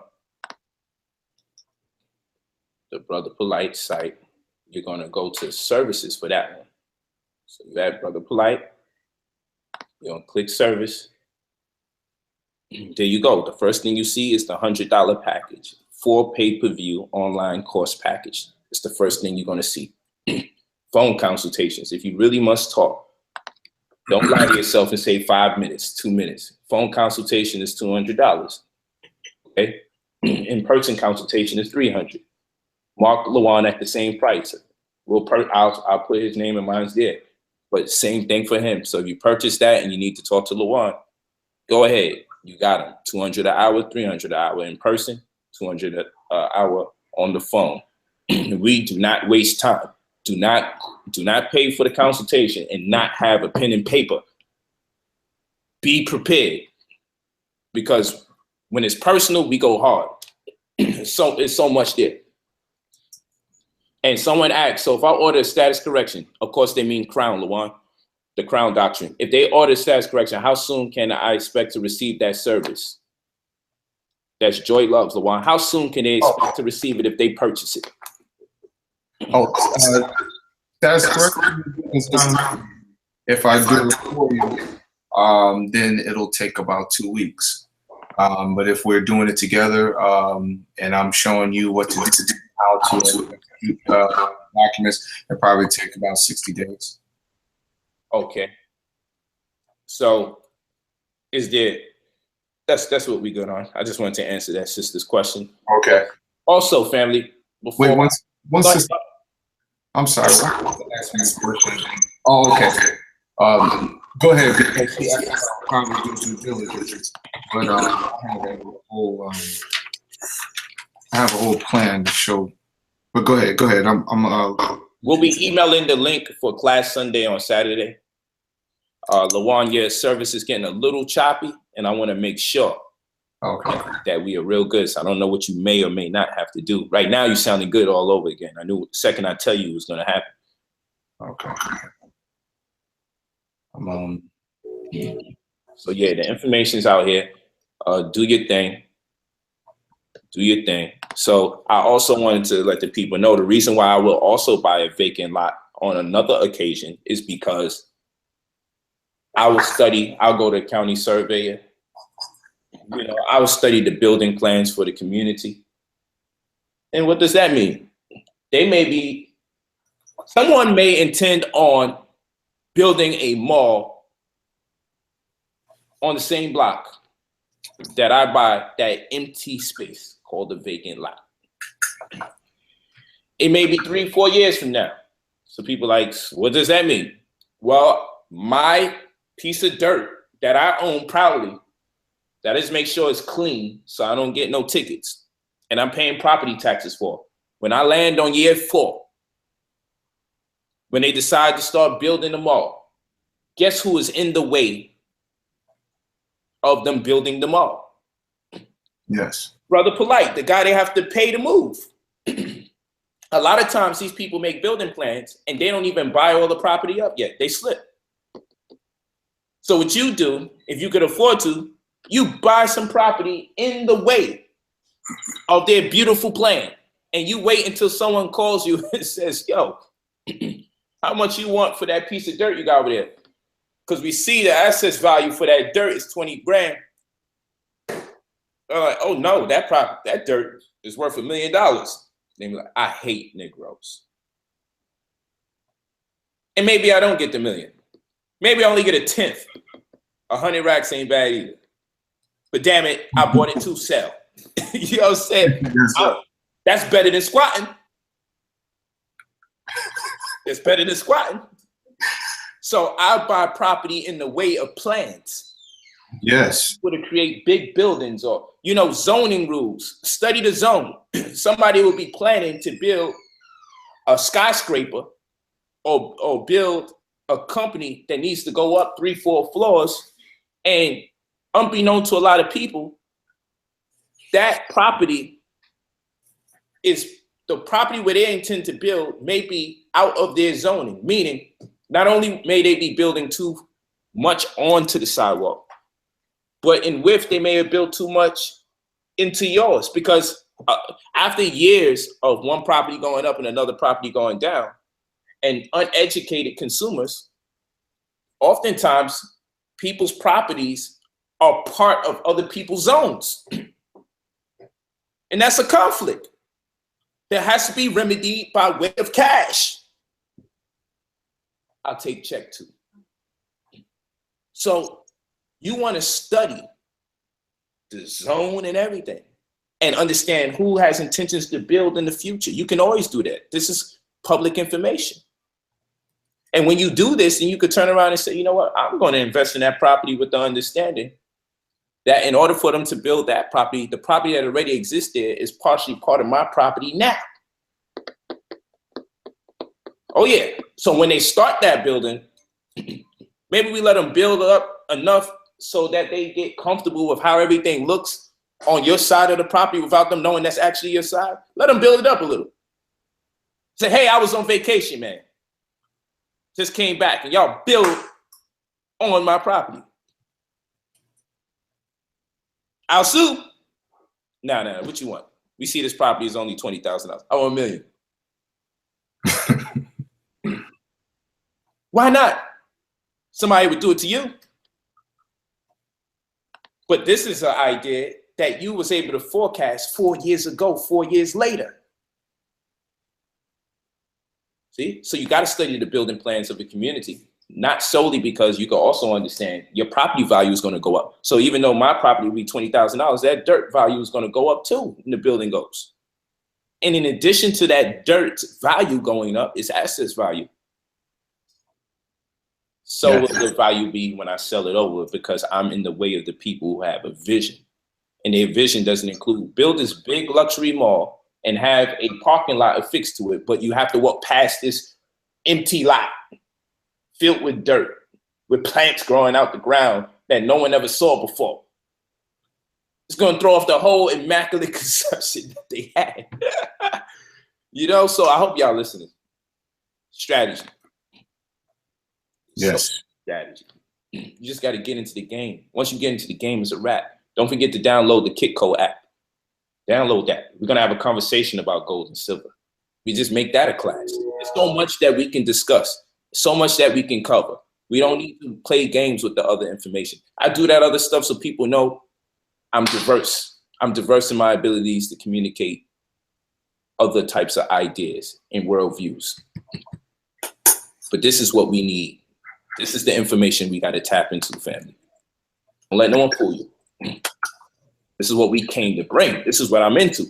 This is where my heart is at. It's just I go on platforms and people don't care about this kind of upliftment because we're using the system. Okay. Okay. So yes. I had a question for you. Oh, one person was talking about how, and I just wanted to go into that briefly. Is the sound still messed up? You're good, brother. Oh, okay. Just briefly about investing in real estate on houses. When you, if you don't have the cash or the credit, right? Let's say, for instance, you want to break it to real estate and you see some deals or whatever, or you want to learn how to accumulate deals, what you should look into is wholesaling. You can find people that want to sell their properties. You can look in for sale by owner lists, or you can look in the county, the list pendants list. All right, those are people who have a pending case or foreclosure maybe, and they probably want to sell their property or do a short sale or whatever. But if you can sell that property for them, what could be what could happen is you can make a considerable amount of money just by assigning the contract to a ready, willing, and able buyer. Flipping houses, that's wholesaling. When you can find a for sale by owner that wants to sell their property, you can make a contract with that seller and you can assign that contract to a ready, willing, and able buyer, a person that, if you're going to do this business, you should actually be building up buyers, letting people know you're in the business, and then you'll be able to be a liaison or a referral agent in order to bring those two people together, and you can make money in between that deal. I can get into more detail. We'll get into that a little later. When it comes to flipping houses, most people use hard money lenders in order to do that. I am a hard money lender. So if you need a loan for a house, you can also, get in touch with me for that service. But when you're using a hard money lender, most of the time The term is about 24 months or 12 months for a loan. The rule is to lend long or borrow short. So borrow short term because you have a house and you don't want a 30-year mortgage if you're flipping houses. You want a short-term loan. It may cost you a little bit more, meaning that the interest rate may be higher. But if you're buying a property in an area that that is well-to-do, has a good school system, rail system, bus system, you know, it's a thriving metropolitan area, and you buy there. You buy the single families there because families actually move into single family houses. Okay. If it's an area that you can't afford to live in, that's okay too. Matter of fact, that's the best place to buy because there's always a deal there. And if you buy in a house for $150,000 and it's, you know, worth 300 after repair value, then you have a considerable amount of money to make when you actually sell that house. But if you're doing your due diligence and rating the neighborhood to make sure that there are good schools, good rail system, you know, a thriving marketplace where people are actually desiring to live, that's where you flip houses at. You don't flip houses where people, you know, don't want to live. Okay. There's no such thing as a bad market. I saw one brother put in there that location is everything. Location is not everything. What's everything is the numbers, capitalization ratios. You must know how much money you're going to make after expenses. You must know that there's no such thing as a bad market because there's someone making money off of a bad market. There are markets that you don't go into with a mortgage. You don't get a mortgage on a multifamily in an area where there's constant murders, prostitution, or, you know, anything, you know, that is undesirable for tenants or for actually flipping that house if you want to unload your assets. But when it comes to flipping houses, again, I say go in the well-to-do neighborhoods and find a deal. That's where you flip houses at. You don't flip houses where it's not just the perfect neighborhood. And that's why due diligence is important. Finding out, these are some questions you want to ask yourself when it comes to due diligence, right? How does the neighborhood rate? What is the market analysis per property type? What is the summary of all debt associated with the subject properties? What are the net operating loss carry forwards on the potential acquisitions? That's for aggressive purchases. This refers to not net operating losses and gives you a more accurate assessment of the property's overall financial state. Okay, what is the forewarning climate of gentrification? Timelines and scheduling of projects that are coming into that area. You need to ask yourself these questions when it comes to due diligence. You must know what to do in that marketplace. It's not always a marketplace where you want to have over-levered properties, meaning that you have mortgages, you know, high rates or, you know, adjustable rate mortgages, you know, and you're paying interest-only payments. That type of stuff is just not good for marketplaces that are about to be gentrified because you really don't know. You don't know, but if you have cash, you should buy cash in those neighborhoods. Okay, but that's a couple of questions that you should ask yourself when it comes to due diligence. In a neighborhood, it's all about the numbers. It's about the accounting, your profits, your losses. Well, over the last 3 years, Warren Buffett said something that was very important. He said that, you know, I study annual reports. Before he buys a company, he studies the annual reports. It's all about the numbers. This is not emotional. You should know exactly the financial health of a company before you invest in it. He'll invest in a company when it is on its way out, but it has a good, steady stock price for the last 10 years. He'll buy. But, you know, we're not talking about stocks right now. We're talking about houses. So you have to understand the financial health of a property. So doing due diligence for that property or that neighborhood, what are the numbers? If you go into a neighborhood and you see a whole bunch of for rent signs, guess what? You shouldn't buy there. If you see more than 5 for sale signs, guess what? You shouldn't buy there. Okay. Or if you have a holding strategy, that's when you should buy there. If you have a holding strategy, meaning that the property or the area is being geared up for gentrification, then you have a holding strategy for that area. So when it comes to mortgages, we just have to be careful when we're borrowing money for long term, because they can foreclose on you, or they will, you know, at least try to foreclose on you. We handle foreclosures, but the thing is that when you're flipping houses, whether it's through wholesaling or through hard money loans, there is a different set of criteria for due diligence for each type of investment. Play. I'm with it. And so let me just take you guys to Brother Lawan's greatest contributions to our community. Some of his greatest contributions.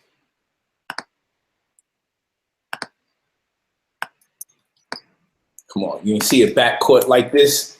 You saw Klay Thompson and Stephen Curry. Yes. You feel me? Just darker versions. So, this thing right here. I mean, what we coming with right now, the new projects is nuts, but defeasance of the statute staple and merchant staple, very powerful. Okay, and of course, Blood is Thicker Than Water is a very related book. This is the polygamy book. People always asking me about it. We put it back out. Romantic or Roman Antics, polygamy or monogamy. All right, so let's go into that. Of course, I got a book on a breakdown of Hebrew. Very powerful book, very popular book. A lot of the Hebrew brothers that's in our community appreciate it. So, Blood is Thicker Than Water, very deep. And I got a funny joke I'm gonna share with y'all that's on Instagram. I can't believe people, they're so slow. So here we got New Covenant, status correction and defeasance of the statute staple, statute merchant. And if you understand these terms, then you'll be able to appreciate what these ones mean and represent that prefix it, okay? And then we also have tax lien on steroids right here. Tax lien on steroids. Get your copies. Tax lien on steroids. This is a special deal right now because the book actually costs way more. This is a special deal right now, tax lien on steroids. You're going to get the nuances of that particular genre of real estate. Tax lien on steroids. Of course, we would suggest you get the introduction to the tax lien book, because that tax lien on steroids is accelerated. It's a thinner book from this book, obviously. But you put those two books together and you're going to wind up somewhere very special. This was the pennies off of millionaires. And houses are the new credit cards. That's what you need to get into. Okay, and of course, some of these got very lengthy descriptions because I've been wanting to give my all. You know, the family's telling me, man, make the description shorter. But, you know, sometimes you want to kind of get into the book early. And soon you'll be able to click some images of the books and be able to peel through some of the pages while you're on the site. I used to do that. I just switch it up so you don't think you know what's on the site. I like you to be surprised. I like you to get acclimated to the site and then give it a makeover. But so far, so good. So far, so good with the new site, man. We looking good. Well, actually, the site is not new, but I'm actually using it now. It's that time. Don't forget to download the Brother Polight app as well. Download that Brother Polight app. And of course, there's other things here. Don't forget the services you can get. The trust in particular. The PTR, man, we just get Lawan, break these things down another day. But right now, we are looking at the NC Sit. Brother Lawan, I want you to break down the Crown Doctrine. Mm-hmm. And in respect to UCC and where the trust comes in retrospect to the person who's trying to grow wealth. Why is the Crown Doctrine important? Because the Crown Doctrine actually, it works alongside Gotcha. the trust And we still have that formula. You feel me? We just doing what we can to make things very simple. But you are in the best position when you get the trust and you get the crown doctrine. Just break down the crown doctrine and incorporate where the use. Well, you can't really talk about the crown doctrine without talking about UCC anyway. So just give us a synopsis of the UCC in respect to the crown doctrine and the relationship with the trust and the person, the real person, the organic person, the person who gets the service. Tell us, why is this necessary to build wealth in the first place? Why is the crown doctrine so integral? Okay.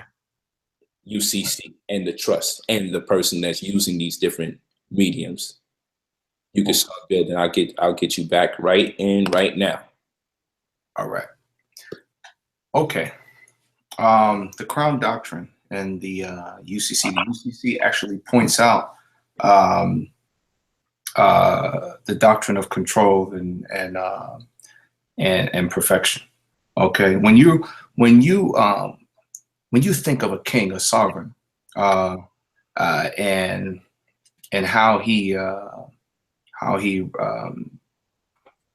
developed his kingdom. Okay, what was the trade policy? Where was trade taking place, and how he interacted with the peasants. Really, it was the crown that actually owned property. Okay, the crown owned property. The peasants did not own property. They rented property and they paid taxes. Okay, kind of like what we have here in our system. What's popular is to buy property in what's called tenancy, okay, as a joint tenant or as a tenants in common. But it's always speaking of tenancy, okay, when you're buying a property, because it's possession, it's not control. And ownership is conditional because a debtor can own property. Okay, but he owns property conditionally. Like I said, they pledge the property as collateral for the loan. And when a purchaser buys property, okay, they have the right of redemption. Okay, they have these thick books, redemption method books. Don't go into this practice. Redemption method books that don't talk about the right of redemption spoken about in UCC 9-207, where it says you have the right of redemption and you can repledge your house. Like I said, we pledge a house as collateral for a loan, but you have the opportunity to repledge your house. How do you do that? By changing the status of your property. And now, when you talk, like I started with how a king interacts. A king can own land. He controls land and he charges rent. Okay, when you are buying property, you can repledge. Like I said, you have the right of redemption in order to repledge your property as so spoken in the official comments 5 and UCC 9-207. Now we're going to move over to UCC 9. Give us that code. Give us that code again, because it broke up a little. I want to make sure they don't miss nothing. Okay, UCC 9-207. 207. Gotcha. Go ahead, brother. I just want to make sure they don't miss the notes. Okay. Okay. So what you want to achieve is called perfection by control of investment property. And that is found in UCC 9-312 and UCC 9-314. Perfection by control. This is your land of the crown doctrine, because when you have a trust instrument that purchases property and you repledge the property after your right of redemption, you can apply what's in UCC 9-312 and UCC 9-314 in order to perfect your interest in the property. Because now you want to become what is called a crown, a sovereign. Sovereignty doesn't come without trust instrument, because the trust instrument has government.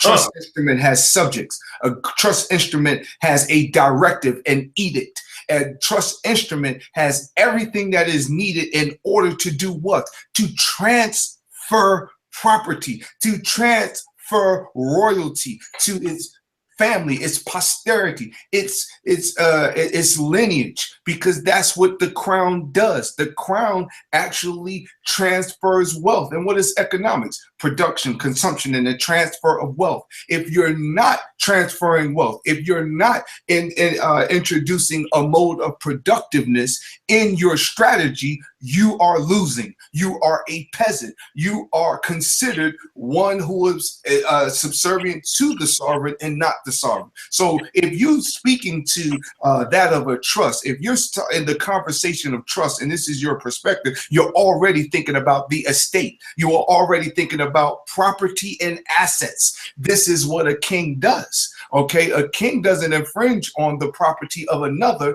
He actually constructs his own.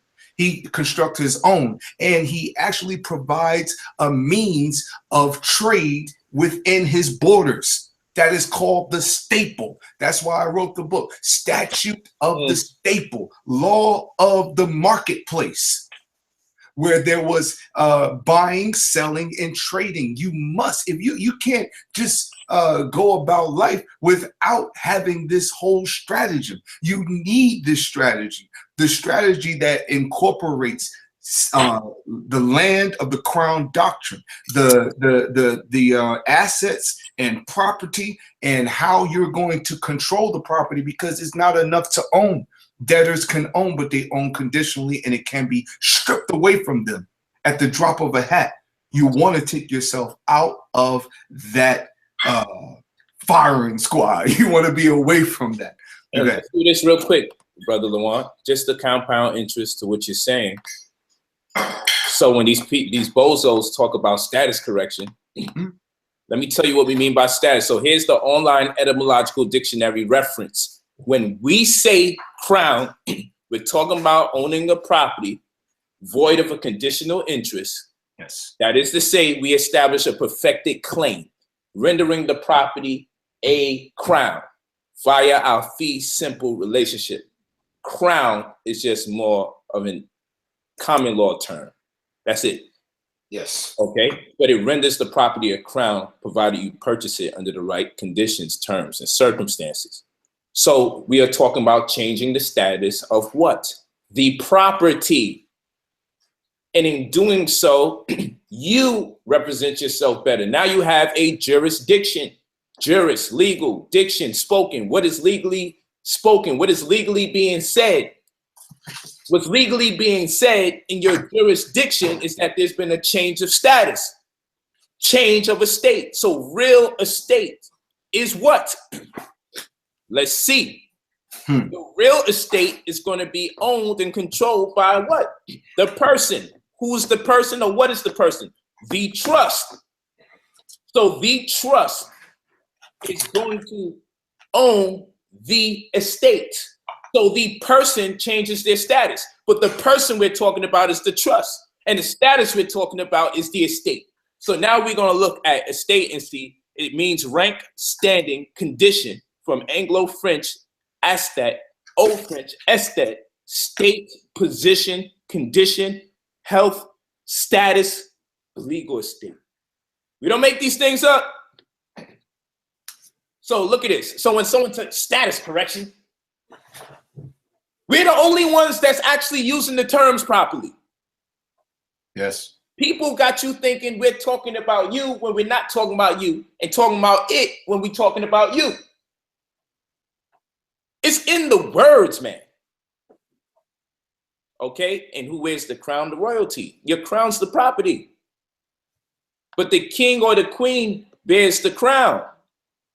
So you're not sovereign unless you own without a conditional interest. Yes.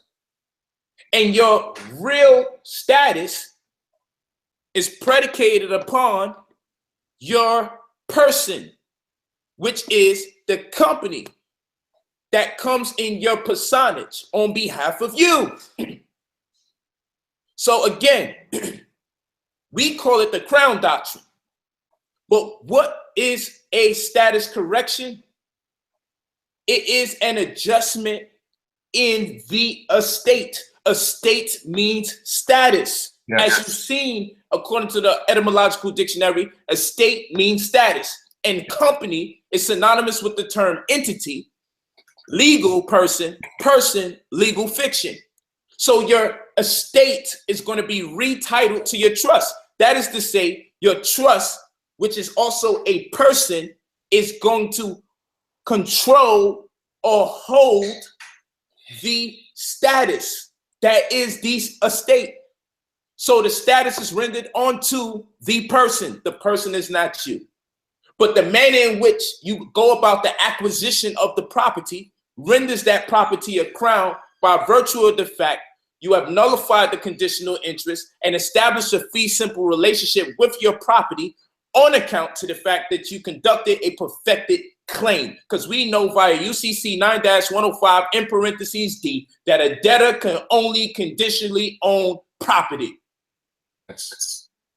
Are you a debtor or are you a creditor? And if you say you are a secured party creditor, if you want to be a secured party creditor, stop being one in speculation and be one in operation. That means you have to have a security interest. Yes. And people say they're secured party creditors and have no security interest, no collateral whatsoever, build no wealth. In order to grow wealth, you have to be able to invest 1/3 of your income. But wealth begins, according to economics, at $150,000 a year. That's what you call the 5%er in economics. Some Negro said, you made that up. Now you're trying to steal the 5% doctrine. No, the term 5%er existed before Clarence 13X or the father-in-law. It been existed before him. To be able to have 150 grand to accumulate or earn $150,000 a year renders you amongst the 5%. To make $150,000 a year means that you actually are at the first plane of building wealth. Wealth begins, according to economics, at $150,000 a year. And you're supposed to be able to invest at least 1/3 of your income. So that means 50 grand. We're talking to you about strategy and how to get it done. How to forecast economic conditions to suit your agenda. Yes. Go ahead, my brother. You know, you be hitting on some points. I get the spirit. I got to get in there. But go in and let us see where the UCC is as far as the. I'm sorry, my wife just took some food out the fridge that belonged to me, and it distracted me. I just got to tell you the truth. Is he looking like a deer caught in headlights? Like, oh, he's going in on status? He going in on status? This is a perfect time. Damn, Amanek. Come on, man. Don't do that to me. I'm about to take an intermission and let LeJuan take the wheel again. You ain't about to do that to me. Listen. So basically, we want to get back in tune with the UCC. This is all the Crown Doctrine being at the apex and all the tiers of different activity that's going to take place. Where does the trust in the UCC and the people out there all fit in? Because people got this thing. Oh, you dealing with UCC, man. You know that stuff is illegal. So this is crazy. This is crazy. And let me add this to the equation. In law, in law, paperwork is what? The court. The courtroom is where you discuss the paperwork. That's why they say your paperwork shall precede you. UCC is the Uniform Commercial Code. And one of the main reasons it has been established is so you no longer have to go to court. That's right. All right. So let's go, man. Gonna make me go on my bag, boy. Oh man, yeah. The UCC 1 is evidence for perfection. You don't achieve perfection without a UCC 1. Our UCC1 is a non-judicial ruling. You do not have to go to court if you have a perfected claim recorded in the recorder's office. All right, but what baffles me is what, you know, a lot of what people say. So the UCC is illegal, and a corporate attorney will tell you that it's foolish. That is very foolish. As a matter of fact, if you get a LLC done in Delaware or any other state, you'll get a UCC1 financing statement and a sample security agreement in your LLC package. If it's worth anything, it should have that in it, because you're going to be contracting. And what the UCC does is a registry. It is a registry to give evidence of debtor and creditor, or debtor and secured party relationships. That's why the UCC1 asks you relationship type: seller, buyer, cosigner, consignee, lessee, lessor, bailor, bailee. It's attesting to the relationship between the debtor and the secured party. And if there is breach of agreement, then the collateral is in question. The collateral is in question if there is breach in the relationship, or as a transmitting utility, you're using it as a conduit for a pass-through. So if you want to pass through property from one person to the next, if you want to give evidence of property being transferred from one person to a trust, you can give evidence in what is called a UCC1 financing statement. You always have to file UCC1s. I don't understand. I guess it's because of the way our thought patterns have been framed when it comes to UCC1, or how it was introduced into our lives. It wasn't introduced into our lives through business. So people will, you know, fight against what you're saying when it comes to this economic process or practice. When it comes to the UCC1, it is structured as a registry. So it's only going to give evidence of the security agreement. The security agreement is the contract between two people.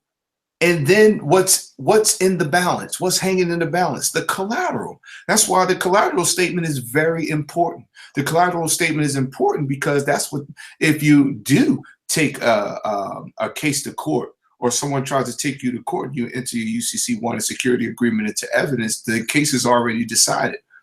But if there is a first in line, first in time issue, meaning when your UCC1 was actually filed versus someone else's UCC1 filed on the same collateral, then you have to read the collateral statements to see exactly what's due to the person that was in line first. So if you file first, you are to get the collateral depending on the collateral description. So the collateral description, some are in favor of the description being bland and not straightforward. Some people are in favor of it being straightforward. Account number 900234567, or all deposit accounts. Are they saying the same thing? Maybe. Is one saying more? Yes. If you actually make the statement in a collateral statement, all deposit accounts, and the other person makes a statement of account number 90026345567, then you have a discrepancy here, but actually the more bland description is the one that's going to win the case. So that's why it's registered and recorded, so that when these issues come up and the collateral description is bland or straightforward, you can decide the case based on timing. Based on timing. And the collateral description. But it's always been put in place so that you can settle debtor and secured party agreements before going to court, because so many cases were going to court when you can actually decide it through the UCC1 financing statement. Unbelievable. It's unbelievable. That's why people don't believe. It's unbelievable.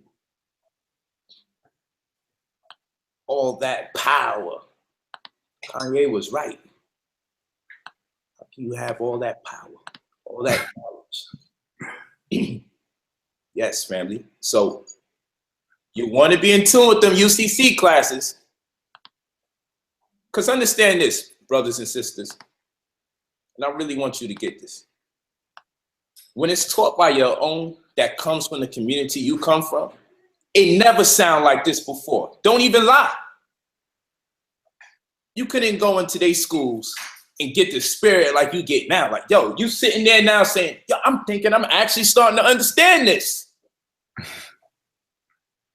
And so the naysayers, what they do, I told y'all before, we're four blind. So you do the strokes, 1, 2, 3, 4, and then we put the cross by it. Because after 4, things become obscure to humans. Different animals are 16 blind, 12 blind, 8 blind, we're 4 blind. After 4, things become obscure. So we have to put the slash across 4 bars. When we count 1, 2, 3, 4, we have to put this there, make it 5. That's where that come from. Human beings are 4 blind. Likewise, when it comes to education, 3 syllables upward, we wind up having a conflict because the manner in which we were educated to be 3 syllables downward, not 3 syllables upward. When it gets to 3 syllables, it starts getting deep. The air gets thinner because of the level of education we've been taking in. So you hear words like deficience, and you like, you know what? I'm going to rebel against those kind of terminologies. And the reason why people say I'm going to rebel against those terminologies because it's outside the syllable context that they've been acclimated to as far as responding to information. So when you hear this information in our tone, you get this vibe like, you know what? It never felt like that. Because we actually processed this information. We actually assimilated the data. And in our evaluation, made it applicable.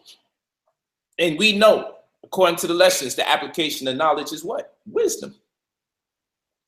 So now we've been wax wise with wisdom through a set series of applications. And we bring onto you a revelation about this information. And you know you feel it. Because it takes us to teach us. That's why you got a fusiform in your brain. And it lights up whenever you connect with your own people. Fusi, light, form, light formations take place in your brain that stimulates you when you are taught or you engage people of your own species. Just want to talk to you because I get the spirit when I just hear anybody dropping that knowledge that don't come by easy in our community because we don't challenge each other. Do not lie to yourself and say this is just too difficult for me to understand. The purpose of us having an online class is to save you the money of having to go to school and ferret through the things you don't really want to know versus the things you really came there to know. What we did is gave you this in concise form so you can pick at it and go, you know what? Thank you. Because you might have to do 2 years in school to get what you're going to accomplish in 2 hours on this live stream. To get to the point where you can use the data. And people go to school all of the time. But remember, even lawyers and attorneys, they don't deal with jurisprudence. They don't deal with that. So the second we start talking about UCC, a lot of them is totally oblivious to that information. Yeah. They don't deal with jurisprudence. Okay? And they definitely are not going to deal with the supremacy clause, Article 6. Because by that standard, we can't contradict life, the necessity, our ability and our right, our unalienable rights, rights bestowed upon us by way of our creator or the universe, as opposed to the inalienable rights bestowed upon you or given to you by man. And so the inalienable rights have usurped the unalienable rights, which contradicts the Supremacy Clause, Article 6. Now, I don't like to speak too much of their amendments and their clauses until which time we can see where we definitely will be the benefactors. I don't like to deal with the speculation. Maybe if you do this, that will happen. But when we're talking about commerce, now we don't have to deal with much speculation. It's either going to work or it's not going to work. When we're dealing with commerce, now we can deal with the laws of average. Now we can deal with probability. Now we can deal with medians. Now we got ratios. Now we got projections.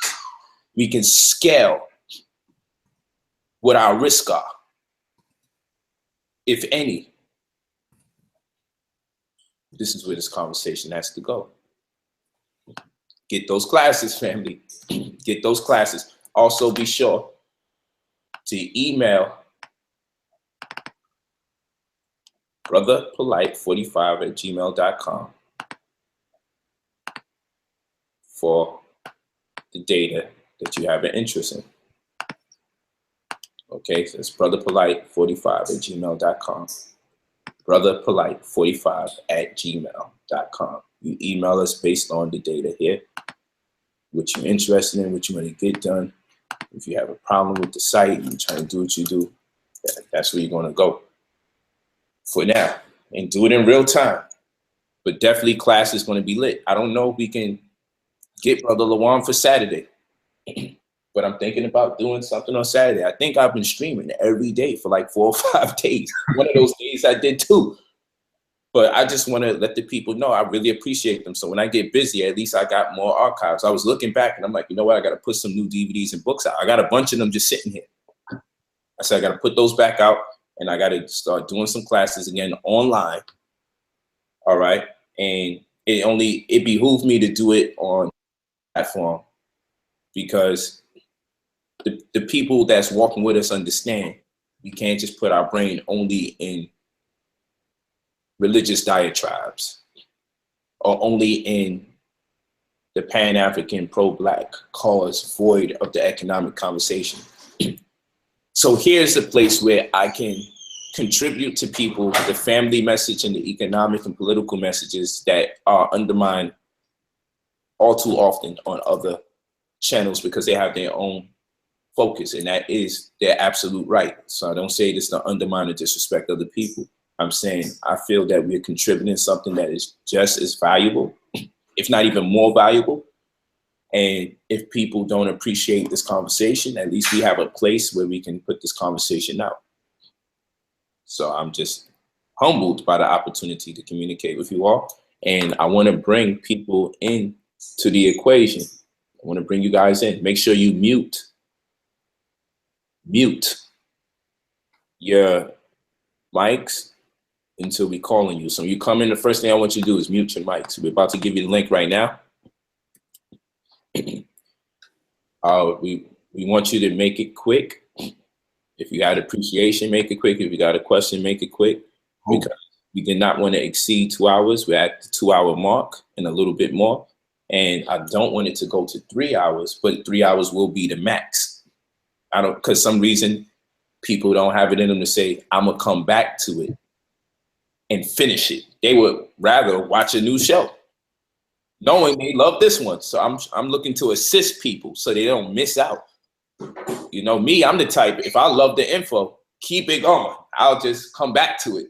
I play it while I'm in the shower. I play it while I'm driving the car. That's what I do. And that's what I suggest you do. Because the longer we go, the more you get out of it, the more prepared you are for Sunday class. When we have class Sunday, 12 noon Pacific Standard Time, that's West Coast, 3 p.m. Eastern Time. The first class is on the Uniform Commercial Code. Yes, we're going to show you how to fill it out. I'm going to show you why we're filling it out a certain way. It's all true. This is absolutely true. Let's get you guys in the chat. Ask my brother what you need to know. Give Lawan a number 9 in the chat if you feel like you've been blessed tonight to learn from this personality, from this man right here. You know, he's not a mere man. Maybe a sacrilegious thing to say, He's not a mere man, in my opinion, because I judge people. My barometer for qualifying divinity is through wisdom. I don't qualify it through the conventional concept of what a miracle is. I believe that the miracle comes in with us being in this condition as Black people, or American Africans, as we say in New Covenant, not African Americans, but as American Africans of the diaspora. Someone asked me what my nationality was on Tommy's show. I said, I'm an American African of the diaspora. What? Brother, according to the Universal Declaration of Human Rights, Article 15, clauses 1 and 2, clause 1, you have the right to nationality. Clause 2, you have the right to change your nationality. I just said, I am an American African of the diaspora. You get enough people on it, we do something with it politically. Yes. Not African American, American African. Very important. I would have rather people say we were Black Asiatics than to say we were Asiatic Black men. We just got to take time to think. That's right. Figure it out. That's another scenario. Just throwing things out there. Maybe it's a conversation next week or next month or next year. Take some people some time before they find something else to complain about. So it's going in the chat. Thank y'all for putting the 9s there, showing appreciation to our guests. Absolutely. Remember, know if something happened to Brother Polight, Lawan is up to bat. It's always been like that. He's not a glory hog. He doesn't go out for the attention. He doesn't try to show his face and say, hey, this is me. He's always been humble. Brother Polight is the one in Leo capacity. Yes, sir. I take all the hell you throw at me. Terrorize my family. You slander, you backbite. I take it all and I come out just to get you mad all over again. You don't like money, I show you money. You don't like nice cars, I show you nice cars. Damn it, you're gonna get this work. But one's like, hell no, I'm not dealing with that kind of chaos. I was like, yo, just send me the people, I'll talk to them on the phone, man. Don't put me on no damn camera. Lawan don't give a hell about that stuff. I'm telling you, he's a good guy. He don't give a heck about being on no camera and fighting for the limelight or being seen. He just do his work and he commit to his family, man. That's how you know he's dealing with the right spirit and energy. Yes. Thank y'all for putting those 9s in the chat room, showing appreciation. Got a lot of good brothers and sisters all putting the 9s and still putting the 9s in the chat. I just put the link in there. Make sure your mics are on mute when you come in. And I'm putting the link again one more time. Because all I got to do is once, and the chat room is full. Only thing stopping them now, Lawan, is a slight delay between us in real time and them in virtual time. Once one person pops up, everyone's going to pop up. Brothers and sisters. And there we go. Mute your mic. I wasn't even looking at the screen. Once I heard the chaos, I was like, yep, they in there. The chat room is full. You said? Only thing stopping them now, Lawan, is a slight delay. Come on, family, put it on real time. Once one person pops up, everyone's going to pop up. Thank y'all, family. Put it on mute. I want to share with you a time when Father Son What is that about? That ain't even me. film comedy from my youth that welcome to the classic comedy Meatballs. All right, anyone whose mic is not on mute. Is it about the pasta factory or something? Not a joke. Who's the guy? It's not a guy, that's the hot chick. Come on, y'all. They're on mute. Miley Cyrus had sex with a foam finger at like 6 p.m. Who Central is Time. that? This movie has a canoe that slowly sinks. You know what? Forget it. Thank you. That was E doing that. E and G doing that. All right. So now you look surrounded by the people, Lawan. That's cool. You're in the middle. You're in the lion's den. Now we're gonna see how good you really are. All right, all right. All right, get this brother over here.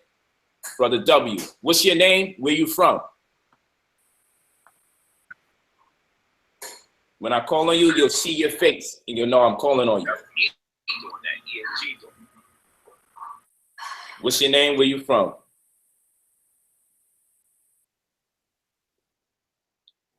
And again, we asking our guests, please show your face. We do not respond to faceless people. They tend to have agendas that are ulterior and alternate to what we looking to execute for the night. We like to see how you look. Okay. Oh, I see. Okay, brother, are you going to get on, W? Brother W, that's all I see. Are you going to get on? Hello? Yeah, what's up, my brother? What's your name? Where you from? Okay, it looked like you put it on mute again. What's your name? Where you from? There you go. Oh, that's me? Brother W, I'm soon going to let this thing go. Yeah, you hear me? No, we don't want you, my brother. You're not W. Oh, shit. We want the W guy. His face is on the screen. Unmute your mic. Let me see. I can't even. That was him, the one in the black t-shirt. Yeah, Polight. Yeah, there we go. What's up, brother? Yeah, what's going on, man? Peace to you and brother LeJuan. What's up, brother? I just got a quick question. What's your name? Where you from? My name is Joaquin. I'm from Harlem. That's what's up. New York. Yeah. Harlem's Right. Sir. Question, Yeah, but I want to know what do you guys think of multifamily homes as like for like a first-time home buyer? Is that a good strategy as far as like wealth goes? Well, as opposed to purchasing a single-family home? I would tell you this. Now, and I'll keep it concise so we can get to everyone. Give it to Juan as well. I would tell you, generally speaking, single-family households sell quicker on the market. Okay. There would have to be some other exponents as far as the deal is concerned that would make me go otherwise. But when I'm looking to make a purchase on property, the first thing I got in my mind is if I'm looking for a single-family household. I'm looking for a low crime rate. I'm looking for a highly reputed school districts. There's certain things that's on the A list. Generally speaking. Okay. yes. For your first. Have to be. Oh, I'm sorry. Go ahead, brother. You good? I just want to keep it short. Go ahead. You got it. Okay. Yes. With a multifamily house as a first property. Okay, if you're paying attention to your numbers, all right, with a multifamily, if you're looking to flip the house, what Polight said is right and exact. But if your first time property with a mortgage is a multifamily, in order to pay the mortgage, if you're thinking I should have someone on the top floor or 2 other apartments paying my mortgage and taxes and expenses, and I'm going to make like a positive cash flow of maybe $500 after that, that's a good buy. Okay, but don't buy multiple multifamily houses with a mortgage. You understand what I mean? What you want to do, if you're going to have that property, when the market increases, when you have a market increase and your property is appreciating, then you use the equity to buy a house cash, and then you flip that house, or you use it for a rental strategy, or so on and so forth. But that is exactly what I did. My first house was a multifamily house that I bought with a mortgage, and yes, I had tenants that covered the mortgage, and all the other expenses. Plus, I had positive income at the end of the month. So that's actually a good way. These are massagers. As long as you watch your numbers. Okay. Got you. And one more quick thing. What do you think of FHA loans? Well, it's government backed, so FHA loans is actually dominating the housing market because there aren't many conventional loans. there's a lot of private money out there, but private money is very expensive. When I say it's expensive, that means rates from 12 to 20%. Okay, and most of the time those are short-term loans. So FHA, even though their lending requirements, are a little tight, it's still the way to go right now. This is not the market of 2007, 2006, or 2005. So, but the lending requirements are a little bit tighter now. But FHA is dominating the market. Gotcha. All right, brothers. I want to thank you guys so much, man. Like, I would have to say, like, this stream has been the best stream Polight has had. Thank you very much, brother. For real. Thank you. Good night. Thanks, man. Peace. RIP. Okay, thanks a lot, my brother. I mean, they said that about the real estate stream, so obviously that's the sentiment when we get into economics. Thank you so much. For King Jaden in the chat, if you invest in the trust with Lawan, how fast can you pull your money back out? You have the whole conversation confused. We actually removed y'all from those kind of technicalities from the big companies. You have total control of that instrument that becomes your account and your representation. Because in many instances, your trust would be the creditor. Okay, so that's via the financing statement, the UCC1. UCC1s are financing statements, UCC3s where you make amendments. You wouldn't, some people say addendums, but that's outside of the nomenclature of. I'll listen to this conference. Who's that talking? Who did that? Okay, let me get out of here. Sorry, we gave you boot. Once you do that, you gotta get out of here. Can't even give you a chance to say sorry. We gotta get you out of here. That seemed like it was intentional. All right, King, just make sure you're on mute. I'll mute you. Don't worry about it. I'll mute you. Don't worry about it. Okay. I don't know if he keeps on doing it. All right, so that's what it is. When you get the trust, you have control over your trust. It's all about what plan you're committing to, and if you're going to commit to the plan you're committing to. But we are empowering you with the ability to either delegate the responsibility for fund management to someone that is competent, such as a Lawan, or you just do what you do.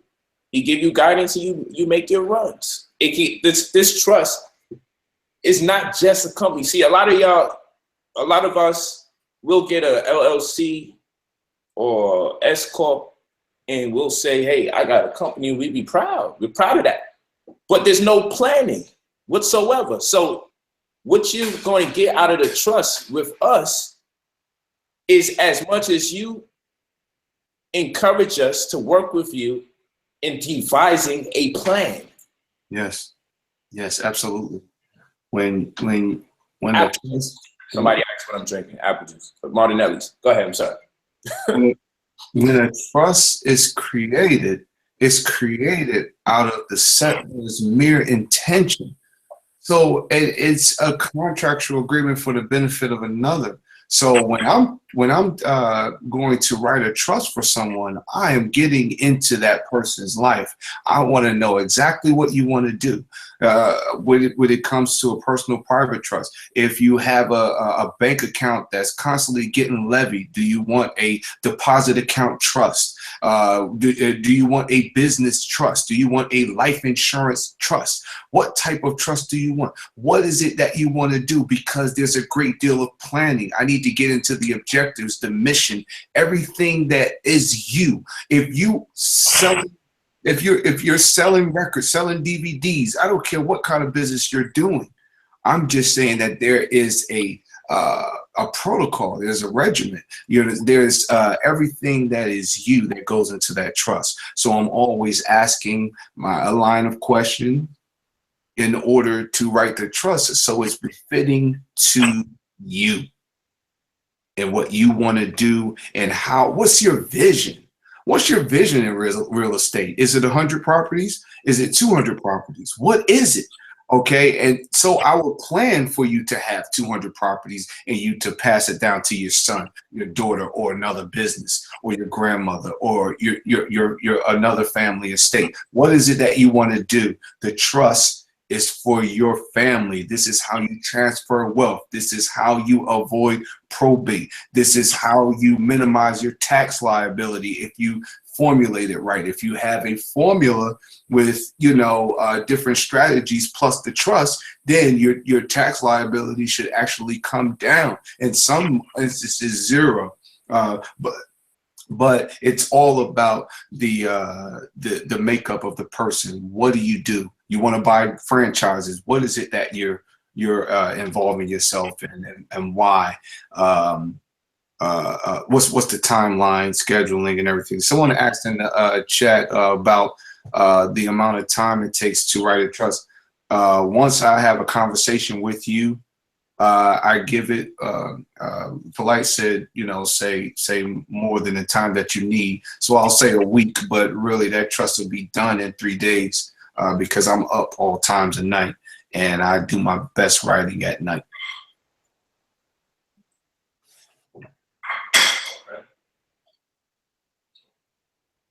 Let's get the next person in. Yes, sir. This guy looks familiar. Let me get Willie. Come on, Willie.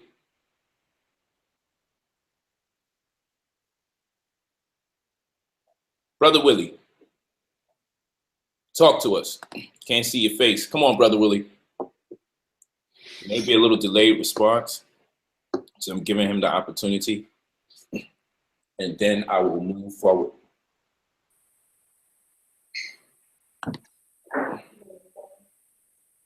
Brother Willie, you with us?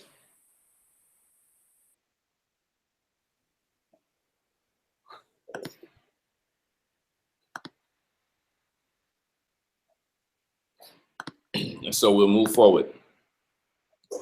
Brother Willie, do you want to get on, my brother? I do. You hear me? Yeah, what's your name? Where you from? Yeah, what's good? My name is Willie Chapman. I'm from Oakland, California. Salute. Peace, Willie. Yes, sir. Hey, you know, one, trying to get my books going from you, brother. Looking forward to them books, things I purchased from you.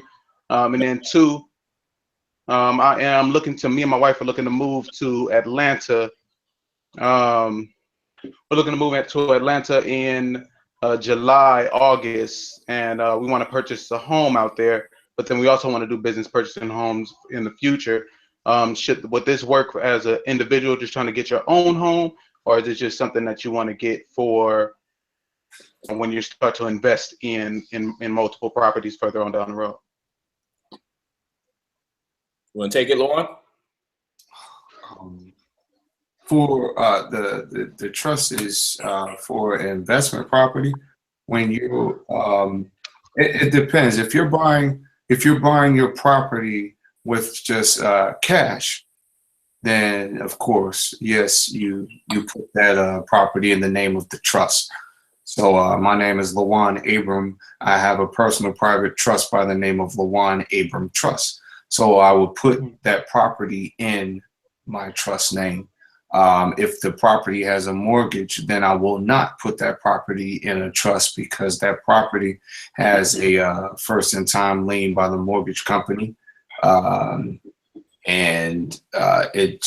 It's not beneficial unless they try, you know, something like trying to foreclose on me, and then, you know, I'll file a fixture filing on the property, you know, and get a Bloomberg securitization audit done, and I'll win the foreclosure case. But if you are looking at a property to live in and it's unencumbered by a mortgage or anything like that, then yes, you put it in a trust. If it is not, then you can put it in your individual name. My goal is to be able to have a house without a mortgage. That's what I would like to have. So in that, this would be the best direction to go in to be able to have that crown or that estate in that Right. regard. Yes, like I was saying before, if you guys buy a house and you have considerable amount of equity, when it's time to refinance that house, you refinance and you take the money and buy a house cash. This is the regimen. This is the order in which things go. This is your perfected plan. Not anything outside of that advice, ignore the person who's telling you that, because when you have an equity position and you say, oh, but I'm gonna start a business. No, you don't start a business. You buy a property cash and you rent it out, and you take that rental income and you add it to the income that you're already taking in, so that you guys can retire early. Like I heard a couple of people say, I'm ready to retire at 45. Yeah, I understand, but you gotta, make the right play when you're investing. If you're making the right play and you're not committing to a 30-year mortgage, in an area that's not appreciating or will not appreciate, then you are, you're in a recipe of failure.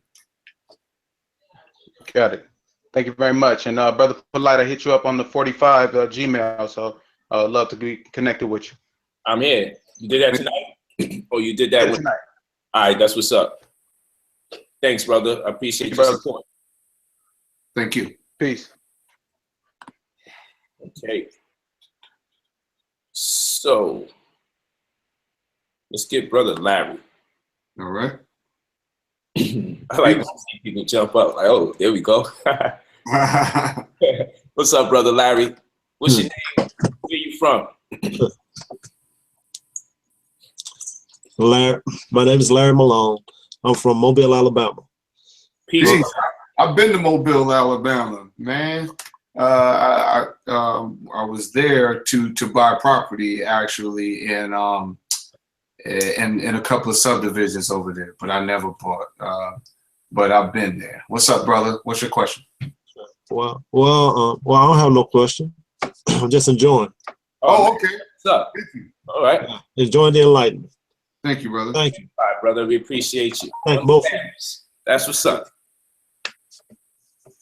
All right, man. That's what's up. Let's get this brother ENG. What's going on, my brother? What's your name? Where you from?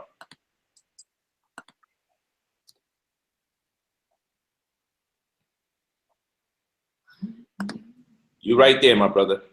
Can you hear me? Now we do. What's your name? Where you from? Yo, my name is Marlon Lasisi.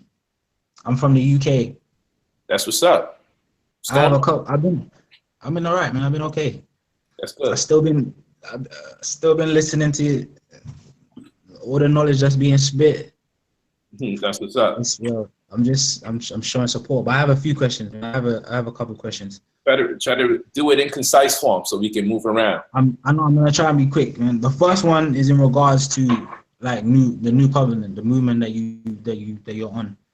Yes. The first, what I want to know is ultimately, what is the desired end? You see what I'm getting at? What's the end game? Like, what's the ultimate goal? If there was a perfect situation right now, yeah, you're breaking up. Let me answer. Exactly. One, where would you be, and what would be like? What would be? You see, do you understand the question I'm asking? I heard enough to give you an answer. Some of it is breaking up. Let me give you an answer. The end game. I hate that terminology, but I understand exactly what you're saying. So it's no offense. Okay. No offense. It's not a game. No. I don't mean it is. I know it's not a game. I know it's a serious situation. There's no offense to you. I don't feel you coming with anything negative at all. It's the way people receive the words, not me. Yeah, I understood. So the goal and the mission. I mean, actually, our mission statement is on the website to set up a First Amendment humanitarian forum for the wellness and the benefit of people. I go through all of that, but what I will tell y'all right now is the goal is to see if we can get to create or contribute to the success of several individuals in the community. And in light of their success, they can contribute to a pool of funds through group economics to help advance our culture and establish a newly found civilization. So when we ask people to support, we realize that the revolution needs funding. Oftentimes the complaint is by the people who are lacking in resources. They have the knowledge. And the people who have the resources don't have the knowledge. And there's a disconnect between them. So our goal is to connect those two communities by giving them what they are lacking, whereby the people with the resources we have to educate, and the people lacking in resources, they have to get the knowledge in as far as growing wealth is concerned, okay? Because they got knowledge of self. So the people with knowledge of self oftentimes are lacking resources, and the people that have the resources are lacking knowledge of self. As far as this side of the pendulum is concerned, our mission is to see how many individual successful people we can contribute to. How many success stories can we contribute to by the individual, and keep a network of individuals that have become successful, that make more money, that gain more resources. Yes. Establish them in a network so we can contribute to the projection. Now, I had a conversation with some brothers the other day, and they were offended by a previous presentation that I gave. It was a religious argument. And my argumentation was all about the plan. There was a brother asking me, he said, well, you left the community and people been had a black plan and a black idea. And I said, oh, really? I didn't see that since the time I came in here. You never seen a plan? I'm like, when someone says plan to me for building the black community, I think of PPMs, private placement memorandums. I think of executive summaries. I think of projections. I think of quantifying the data.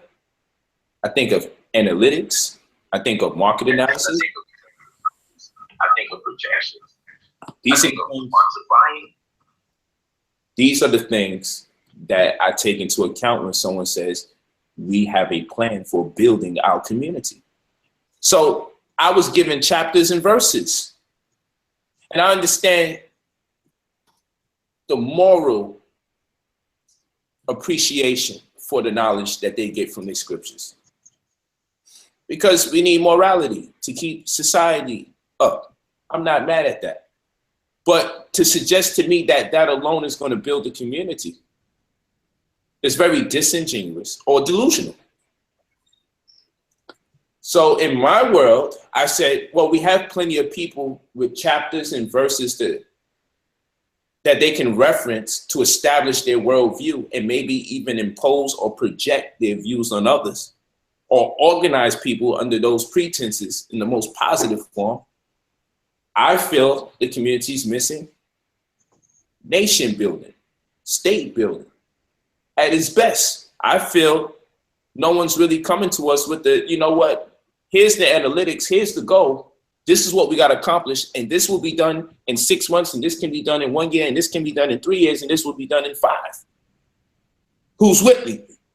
See, that's being realistic. So the end game, so to speak, or the goal is to get to the point where the people who have great experiences with us establish a network amongst each other so we can contribute to the greater good of the community that wants better, but are incapable of doing much of what they conceive because they are limited in their resources and knowledge. See, in my world, I say we have to fund some children to go to school and hold the other ones back and get them involved with other vocational skills that don't require that decent of a so-called education. Why? Because if we talk about nation building, we have to send our children to school for technology. We talk about nation building, our children need to become masters of political science and lobby on our behalf. Because if we don't fund people's campaigns, those people that win are obligated to respond to the people that did. If we don't fund their education, those people are obligated to respond to the people that did. So when someone has a social justice perpetrated against one of our own, how might we petition to people that you have to do something and we did nothing for them? So it's about organizing and leveraging the relationships we create from successful moments per each individual in order that we may advance our community. And that's going to take funding for education and technology. You might want to create weapons. I mean, how long are we going to keep talking about fighting the white man? We don't create weapons. Now, it was understood back in the days in Africa when they got the technological drop on us with their guns. But today, we got enough knowledge to know it's time to learn in these institutions we can go to. Let's create some cures for something, but we have to be in position to have labs, because then we can leverage the cure into a relationship with a people who have an economy that can make certain concessions onto the people that the cure comes on behalf of. See, if we can barter our unity if the numbers are right, we can have a bunch of people become residents of one land, even if they come from several different states. And then when they do the census, pardon me, and they realize how much of us populate a certain land, we have political power, people will lobby to us. What do y'all want? Because they don't understand when they talk to that leader, they talking to 10, 20, 30,000 people simultaneously. Because we're controlling the vote in our community. So we're talking about strategy, brother. Strategy in a multitude of strategies. We're talking about the multitude of strategies.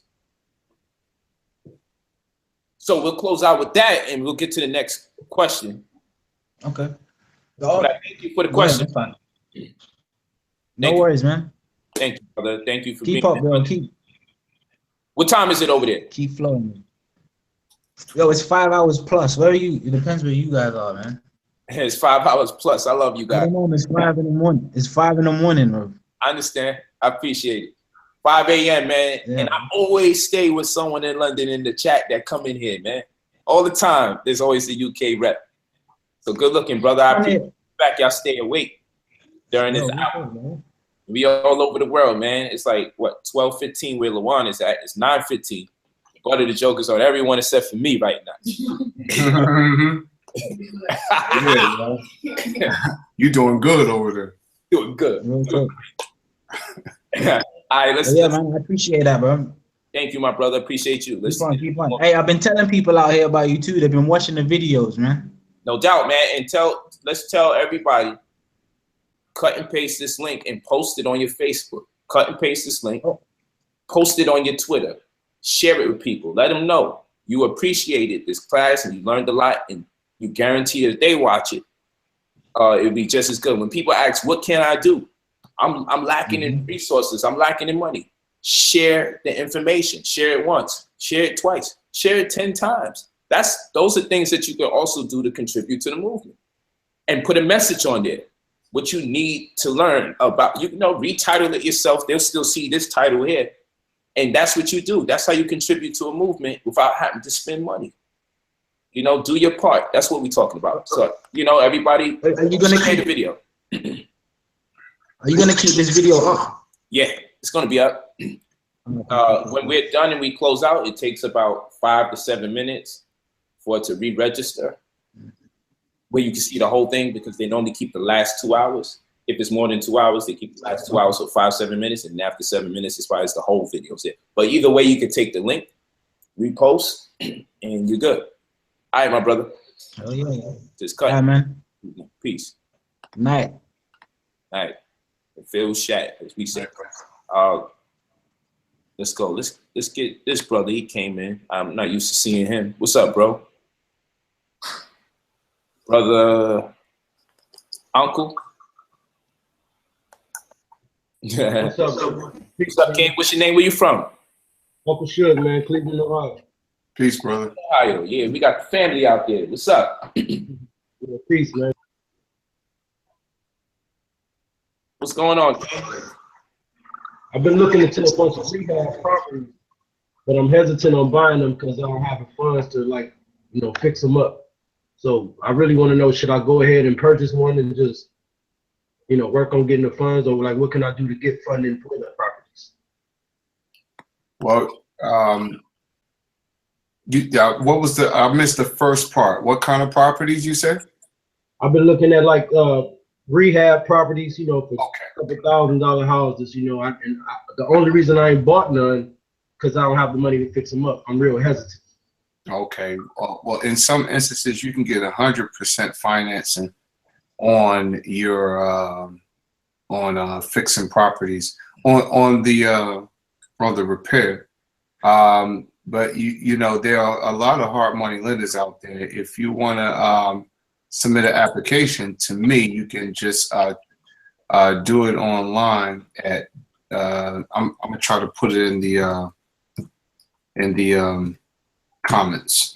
www.avfnow.org, and you can submit an application through there. See, it's not letting me put the website up there. But did you get it? www. Yeah, I got it. I wrote it down. Okay, go to the website and fill out the application. It'll come right to me, and Okay.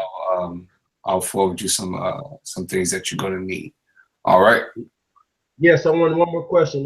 Should I purchase in my company name and use my EIN or my social security number? Yeah, well, we lend to companies, not individuals. Okay. Gotcha. All right. Thanks, bro. You got it, brother. Peace. And most I'm sorry, most hard money lenders, they only lend to companies. They don't lend to individuals. So just a note, just in case anybody else was wondering, when it comes to private lenders, they only lend to companies. They don't lend to individuals. Thanks a lot, man. All right, brother. Have a good night. All right. Peace, Polight, man. Thanks a lot, bro. I'm gonna tell you one day how I got, how I got word of you, man. It's gonna trip you out, man. I'll tell you that one day. No doubt, man. I appreciate you listening, King. Thank you. Thanks, bro. All right, let's get the young man over here. Jalen, what's your name? Where you from? Yo, what's up, Polight? Peace, King. Peace. What's up? What's your name? Where you from? I'm from Omaha, Nebraska. Man, that's what's up. Omaha. Yeah. Yes, sir. What's on your mind, my brother? I've been thinking about like investing in like mutual funds and like other stock markets. Wait, can you hear me? Yes, we can. We hear everything you're saying. Loud and clear. I just want to get your perspective on like investing in like other stock markets and like, like doing that type of stuff. Okay. Go ahead, El. You want to get it? Oh, well, I'm not a stock market guy. I'm actually very conservative when it comes to the stock market. I haven't done any high frequency investing, but I actually know that there's really big highs and some real lows, some losses. When it comes to mutual funds, they're pretty safe. I like index funds, but it depends on the annual statements. Like I was saying earlier, if you're going to invest in stocks, you should find out how the stock has performed over the last 10 years or so. When it comes to mutual funds, it depends on what's in it. Okay, it's going to be a pool, so it's going to be determined by what's in it. What are you investing in? But in my personal opinion, the real estate investment trust has outperformed the stock market for the last 4 years. So it would behoove you to actually look into the investment the real estate investment trust. Okay, they have the top 5 real estate investment trusts in Kiplinger magazine, the November issue, I believe. They have the top 5. If you want them, you can email me at labram at avfnow.org, and I'll send you the top 5 real estate investment trusts. You won't have a big interest in real estate, but you'll share in the profits of real estate companies. You'll share in their rental strategy. So that's why they've actually done better than the stock market. Real estate investment trust. They call it a REIT. So look into that, and then make a decision. It's all asset based. Based on real estate investments like strip malls, hospitals, clinics, shopping malls. These companies, they're builders, and they have hundreds of properties in the real estate investment trust, and they have to give away 90% of their rental income to shareholders. So that's why it's a very attractive investment. Okay, and as far as stocks are concerned, you want to make sure when you do invest in stock that you get preferred stock in most instances. And with preferred stock, you want to make sure that it has no dissolution. And what that means is sometimes a company can expand and get the opportunity to have more shares, and more shares in some instances can devalue your share. So what you want is an option to have no dissolution. Therefore, even if the company goes bankrupt or the company goes into default, you're still guaranteed the principal and what you put in for the stock or whatever the value was at the time when they went to default. You also want to insure the stock. So you want to have preferred stock with no dissolution, and you also want to insure it. Okay, so this is how you double up, because now you have an insurance claim on stock. Many people are not even aware that those options even exist as well. So take those things into account. Let's see if we can get a few more people and close out. That's cool. No doubt, brother. Appreciate you. Nebraska, Omaha. Thank you. Thanks, King. Dion. Yeah, I always like when they realize, oh shit, that's me. What's up, brother? Let us know what's your name, where you from. Yep, can you hear me? Yes, sir. What's good, King? Yeah, I'm DeAndre from Detroit, Michigan. What's up, brother? So I'm working on starting up my business, and I've been wondering, is it really necessary to like file an LLC with the knowledge of a UCC? You asked that question in the chat? Yeah. Yeah, I seen that. I just remembered. Go ahead, Lawan, you got it. Hey, I mean, you here, you a guest. I do this all the time. No, I'm good. Let me just say a couple things about me. I do have an LLC, but my LLC is very old.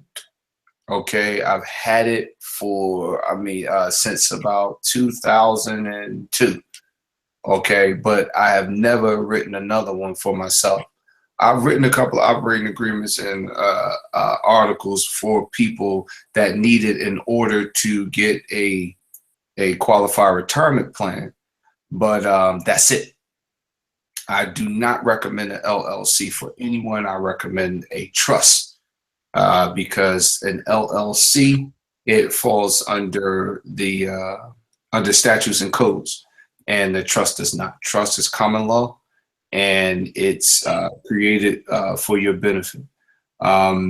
So if you want to start a business, you start a business trust, not an LLC, because you want to have more protection of your assets. You want to have a more conclusive approach to business, and you can only achieve that through a trust. All right, appreciate it. That was pretty much the only question I had. All right, brother. Thank you, man. Okay. Detroit. We went through a lot. It's late. Let me get this brother here because he looked like he been here chilling. What's up, King? We looking right at you. Lewis. Peace, peace. What's up, Polight?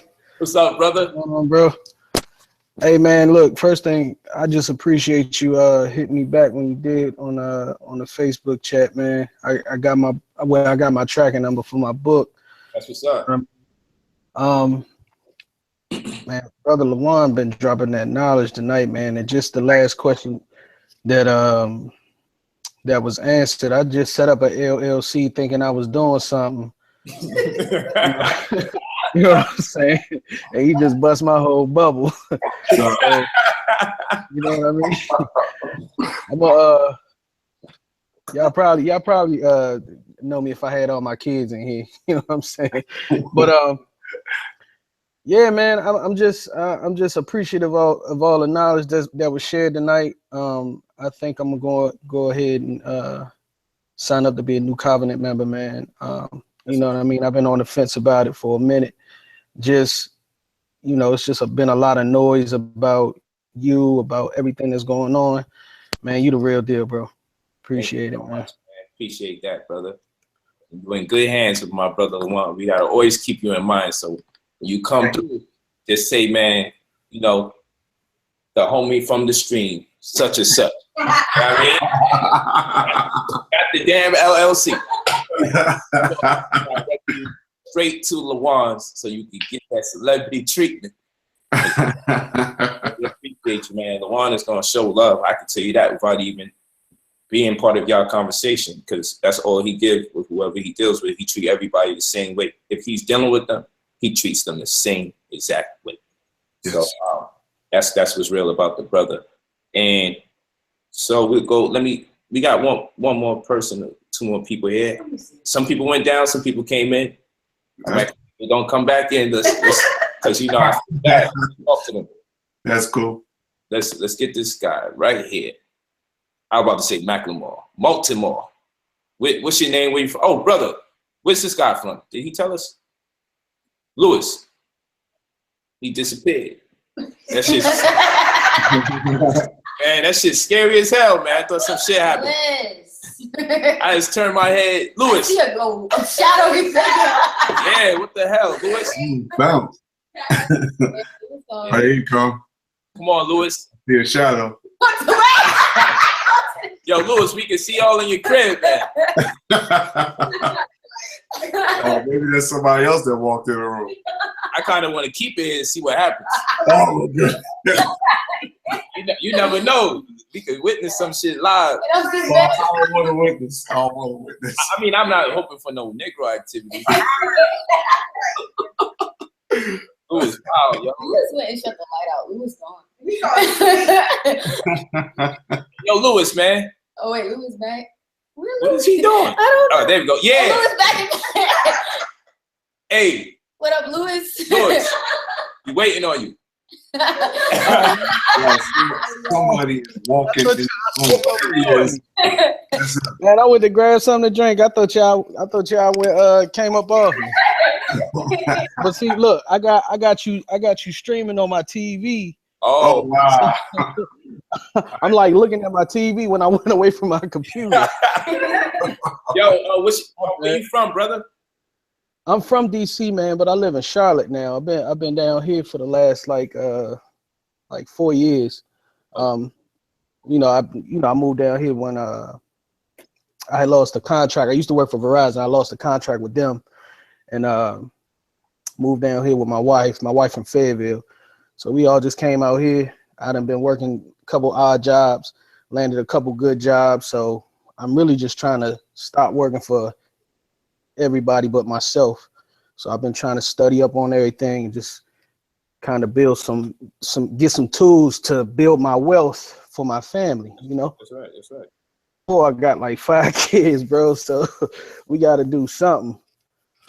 Yes. Okay. Well, that's what it is.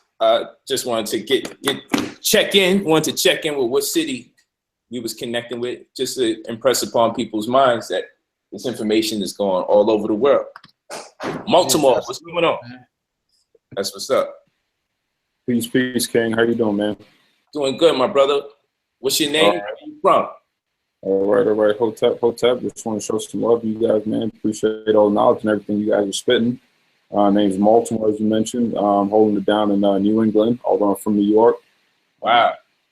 Just had a quick question. It might be a little bit out of the scope of the conversation, but we at the end of the class. You know what I'm saying? If you're out there with the gun and the mask, you know what I'm saying, you trying to grab the bag from the man, you know what I'm saying, you got things like a 401k, stock purchase plan going on. How would you guys recommend structuring that? It's a little vague with the question, but I don't know if you guys get what I'm hitting at. You have a 401k and you want to use the 401k for. Well, I'm just saying that, let's say that we are at a company that offers these things like a 401k and things like a stock purchase plan. You know, one, would you recommend taking advantage of these things? And two, if so, recommend structuring it in terms of, you know, being your name, a trust name, yada yada yada. I say take advantage of. Okay. Or do you just say, you know what I'm saying, just take the cash, grab the bag, and just run kind of thing? No. Matter of fact, my wife, she works for a college, and BlackRock handles the investment accounts. So I tell her to make every investment that you can. Put money everywhere. Okay, if you have 401k at your job, any type of profit sharing situation at your job, do it.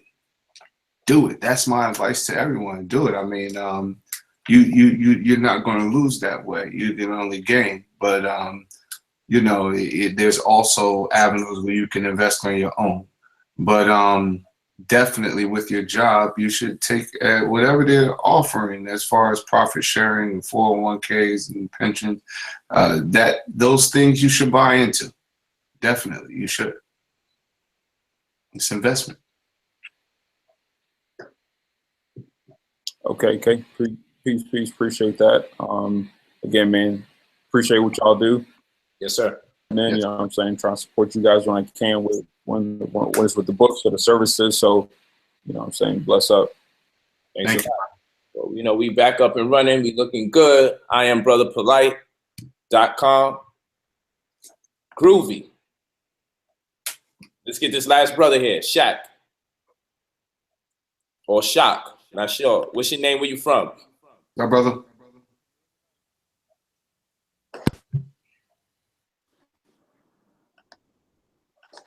On, you were the last one tonight, brother. You can't hear me at all? We can hear you, but we just can't see you. Can you put your camera on? Yeah, hold on one sec. It was just on, to be real. Yeah, I saw it too. I don't know what the hell I did. Maybe that's what I don't know what I did, King. We'll listen to you. What's good? I don't know. Yo, I'm definitely looking forward to joining a new covenant. That's one thing, of course. But I know you got background in owning restaurants and stuff, and my girl, she like a master chef, if you ask me. So we was looking into getting into that. So what type of real estate information do I need to dig into? For getting a restaurant? Yeah, because I know dealing with real estate, I have to deal with some type of property, so don't I have to dig into that field? It depends how deep you're going. If you're looking to own the building where you're dealing with the restaurant, you go around, you ask who's giving you rent with option to buy.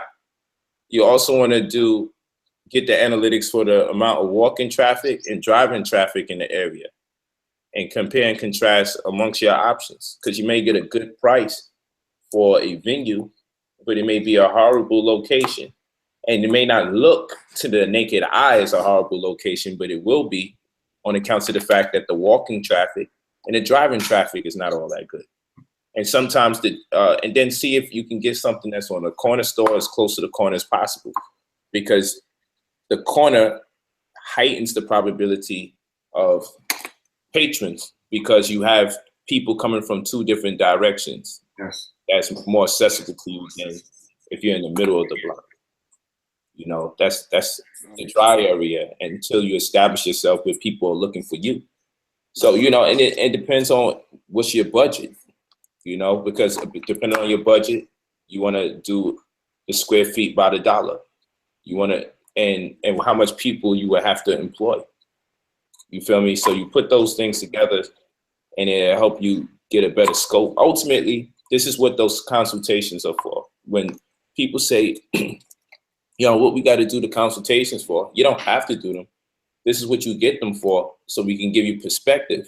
But you may not need to deal with us for a lifetime or for months, but you may need to have some serious conversations so we can give you perspective that you never had before you mess around. And just because you got the money, you mess up. You know how that money go. You mess up, you just don't get it back. It's just the nature of the situation. You know what I'm saying? And then looking for options as well. There's so many different options and so many different things that you can do from equipment, and then what category of food or genre of cooking you're going to be dealing with. That determines what neighborhood you're going to be in as well. So there's ideas, there's circumstances, there's opportunities, and there's angles that can be approached that have already been considered. And the people that are proficient in these particular ideas are the ones that you need to talk to, because a lot of us are focused more on just getting the money in the first place to just get to the point where we can open up the store. That's normally our biggest focus. I just got to get this money, you know, but trust me, you know, the money is not the biggest problem. The strategy is, you know, strategy. You want strategy. Because we'll come up with a business plan and say, if this much people come in here, then I'm going to make that much money, because this is what most people make when they do this type of business. And that's normally the worst approach towards trying to open up a business. Already counting the dollars that's going to come in without no strict analytics. You know, we gotta study the metrics before we turn around and say, hey, this is what I'm going to do. You know, and how deep is your presentation? I spend more money on my presentation than I spend on everything else.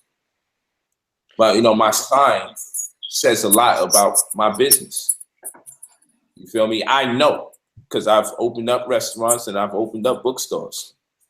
And sometimes the best thing you got working for you, depending on where you're located, is the sign. Because a lack of a sign is a sign of no business. You see what I'm saying? So you need a sign. You know, and a sign is the mark of an age or the mark of a time. Or it lets us know someone or something is prominent. That's prominent is in our presence. So, you know, check out the signs, because signs can murder you.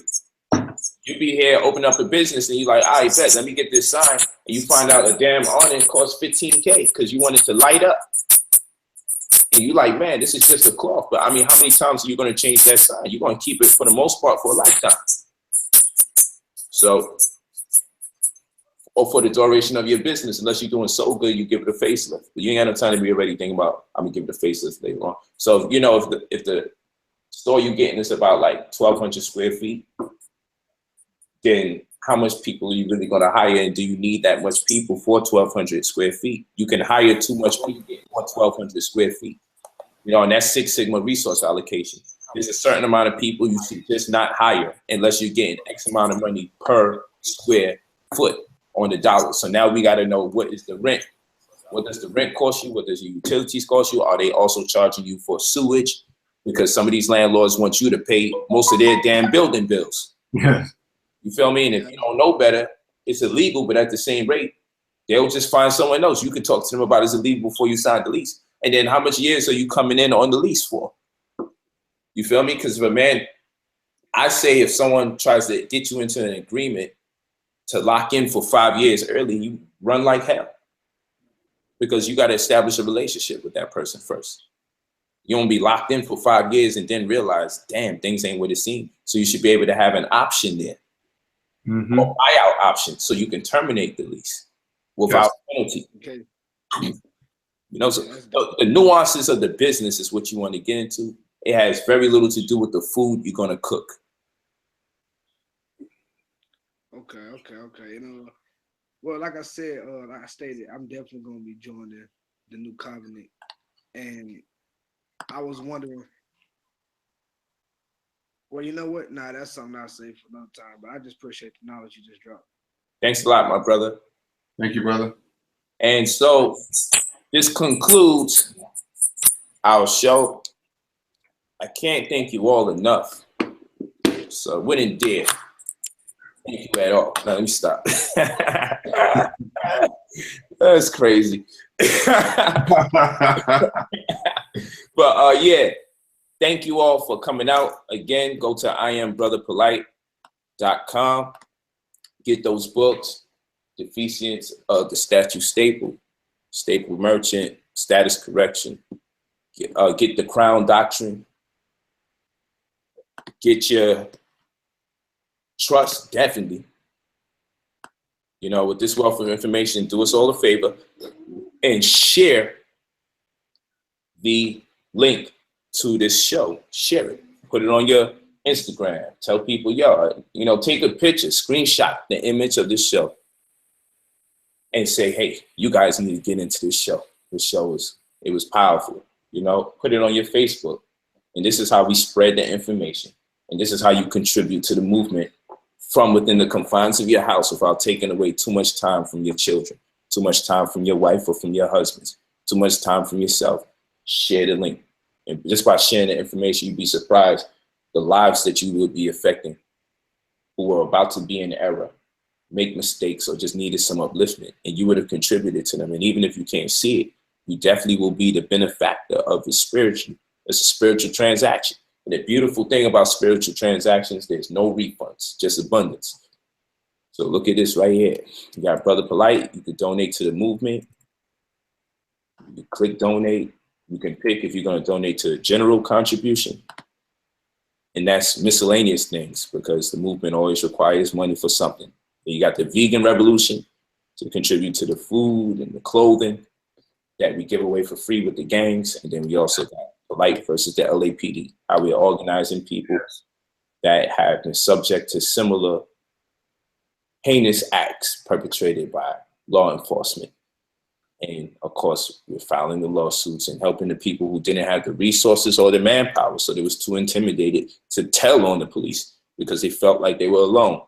So you can help us in the legal defense towards those efforts. So these are the donation contributions that you can contribute.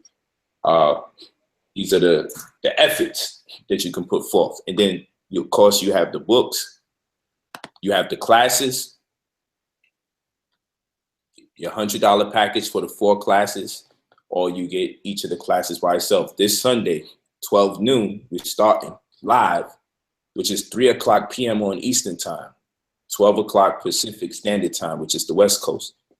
The first class is an online UCC course, Sunday, January 15, 2017. Whoever purchases it, if you purchase it and you don't get the opportunity to see it on time, you will be able to access it when the class is over, and you'll be able to access it for about 24 hours before it dissolves. We'll be sending those links out as late as Saturday and extremely early on Sunday. So don't worry about it. The email that corresponds with your transaction will be the email that the link is sent to. You're going to have a very good time that day. Make sure you get your pay-per-view online course to study that information. We had an excellent child support class. Look that information up. And of course, we got the other pay-per-views and the consultations. A personal consultation is $300 an hour, and a phone consultation is $100 an hour for the phone consultation. I mean, $200 an hour. So I look forward to seeing y'all in class Sunday. If I don't see you tomorrow, I might take a day off from streaming. I might not. You know, I'm going to talk to Brother Lawan and see if he want to whip something up for Saturday. We'll see what it is, but we definitely got to get him into the teaching circuit. But, you know, Lawan Courts, I don't know. He's tricky for me. You know what I'm saying? I gotta plead with him when I talk to him. He's so damn sophisticated right now. He's popping. He then came up in a major way. So definitely patronize that brother. Tax Lien on Steroids is an amazing contribution to our community. And of course, if you need to connect, Brother Polight, Polight. That's Brother Polight 45@gmail.com. You were saying something, Brother Luan? No, I'm good. You got the last word. Close out. Just let me know what time Saturday. You know, maybe we can do something. Just let me know what time and subject matter. You know, or just do a quick outline, and you know, we go for it. Just let me know. Okay, let's do something on how to buy the house, something like that. Let's go crazy. Oh, let's give them a UCC warm up, so they can get an idea what they're gonna miss if they don't come to class Sunday. That's what. I don't know how to give warm ups, man. I may ruin your class. You know, I'm not gonna show you what I'm coming with. You know how crafty I can be. Yes, sir. You're gonna say that's gonna throw off my class. I can tell you that. I got so much on UCC ready for them. Yes, sir. I just want them to be juiced up. I want them to get a little prep course on Saturday so they can be motivated. Yes. I'm definitely showing up on time. So yeah, I think that'd be cool. Let's double up. I want to give them as much info as possible. Let's double up. You know? We'll see. Let me know. Yeah, that's gonna be a good idea. Maybe we do that. Bring out the docs and everything, because I got the docs ready for them for class. Oh, okay. Yeah, I got the docs. Hey, Polight, you got any particular books that you read for the UCC stuff? Stocks and bonds, definitely real estate or legal fiction. Stocks and bonds, real estate or legal fiction. And I will also say, kill them with paperwork. Kill them with paperwork. Stocks and bonds, real estate or legal fiction. I would say real estate or legal fiction is number one to read in terms of this, UCC. Stocks and bonds, I'll put that right next to it because they're actually the follow-up. I believe Stocks and Bonds was written first and then real estate or legal fiction. So those two go hand in hand, those two books.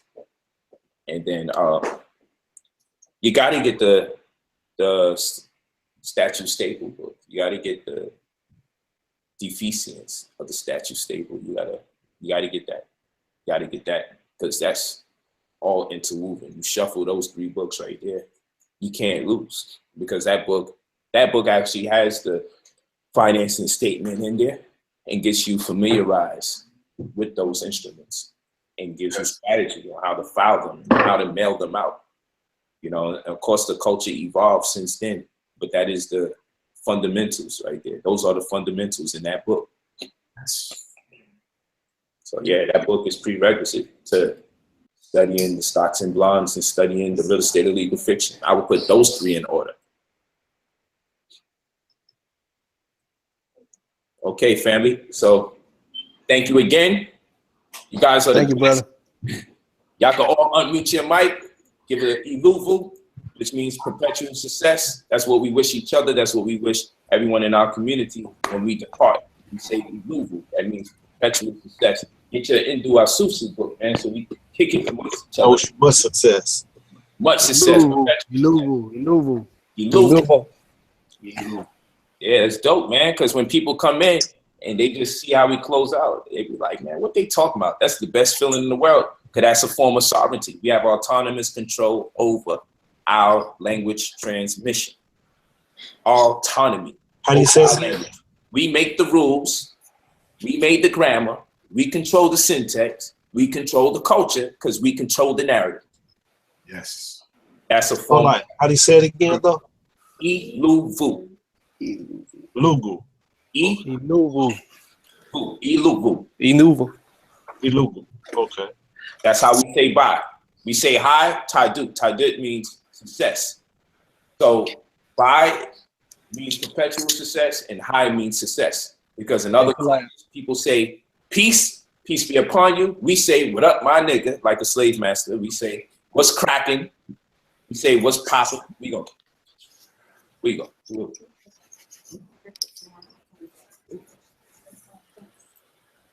Yeah, so we say Iluvu, or we say Tadu when we see each other. Tadu means success, and that's how we greet each other, and we say Iluvu, perpetual success when we're leaving or departing. So Iluvu, family, and family is Gumya.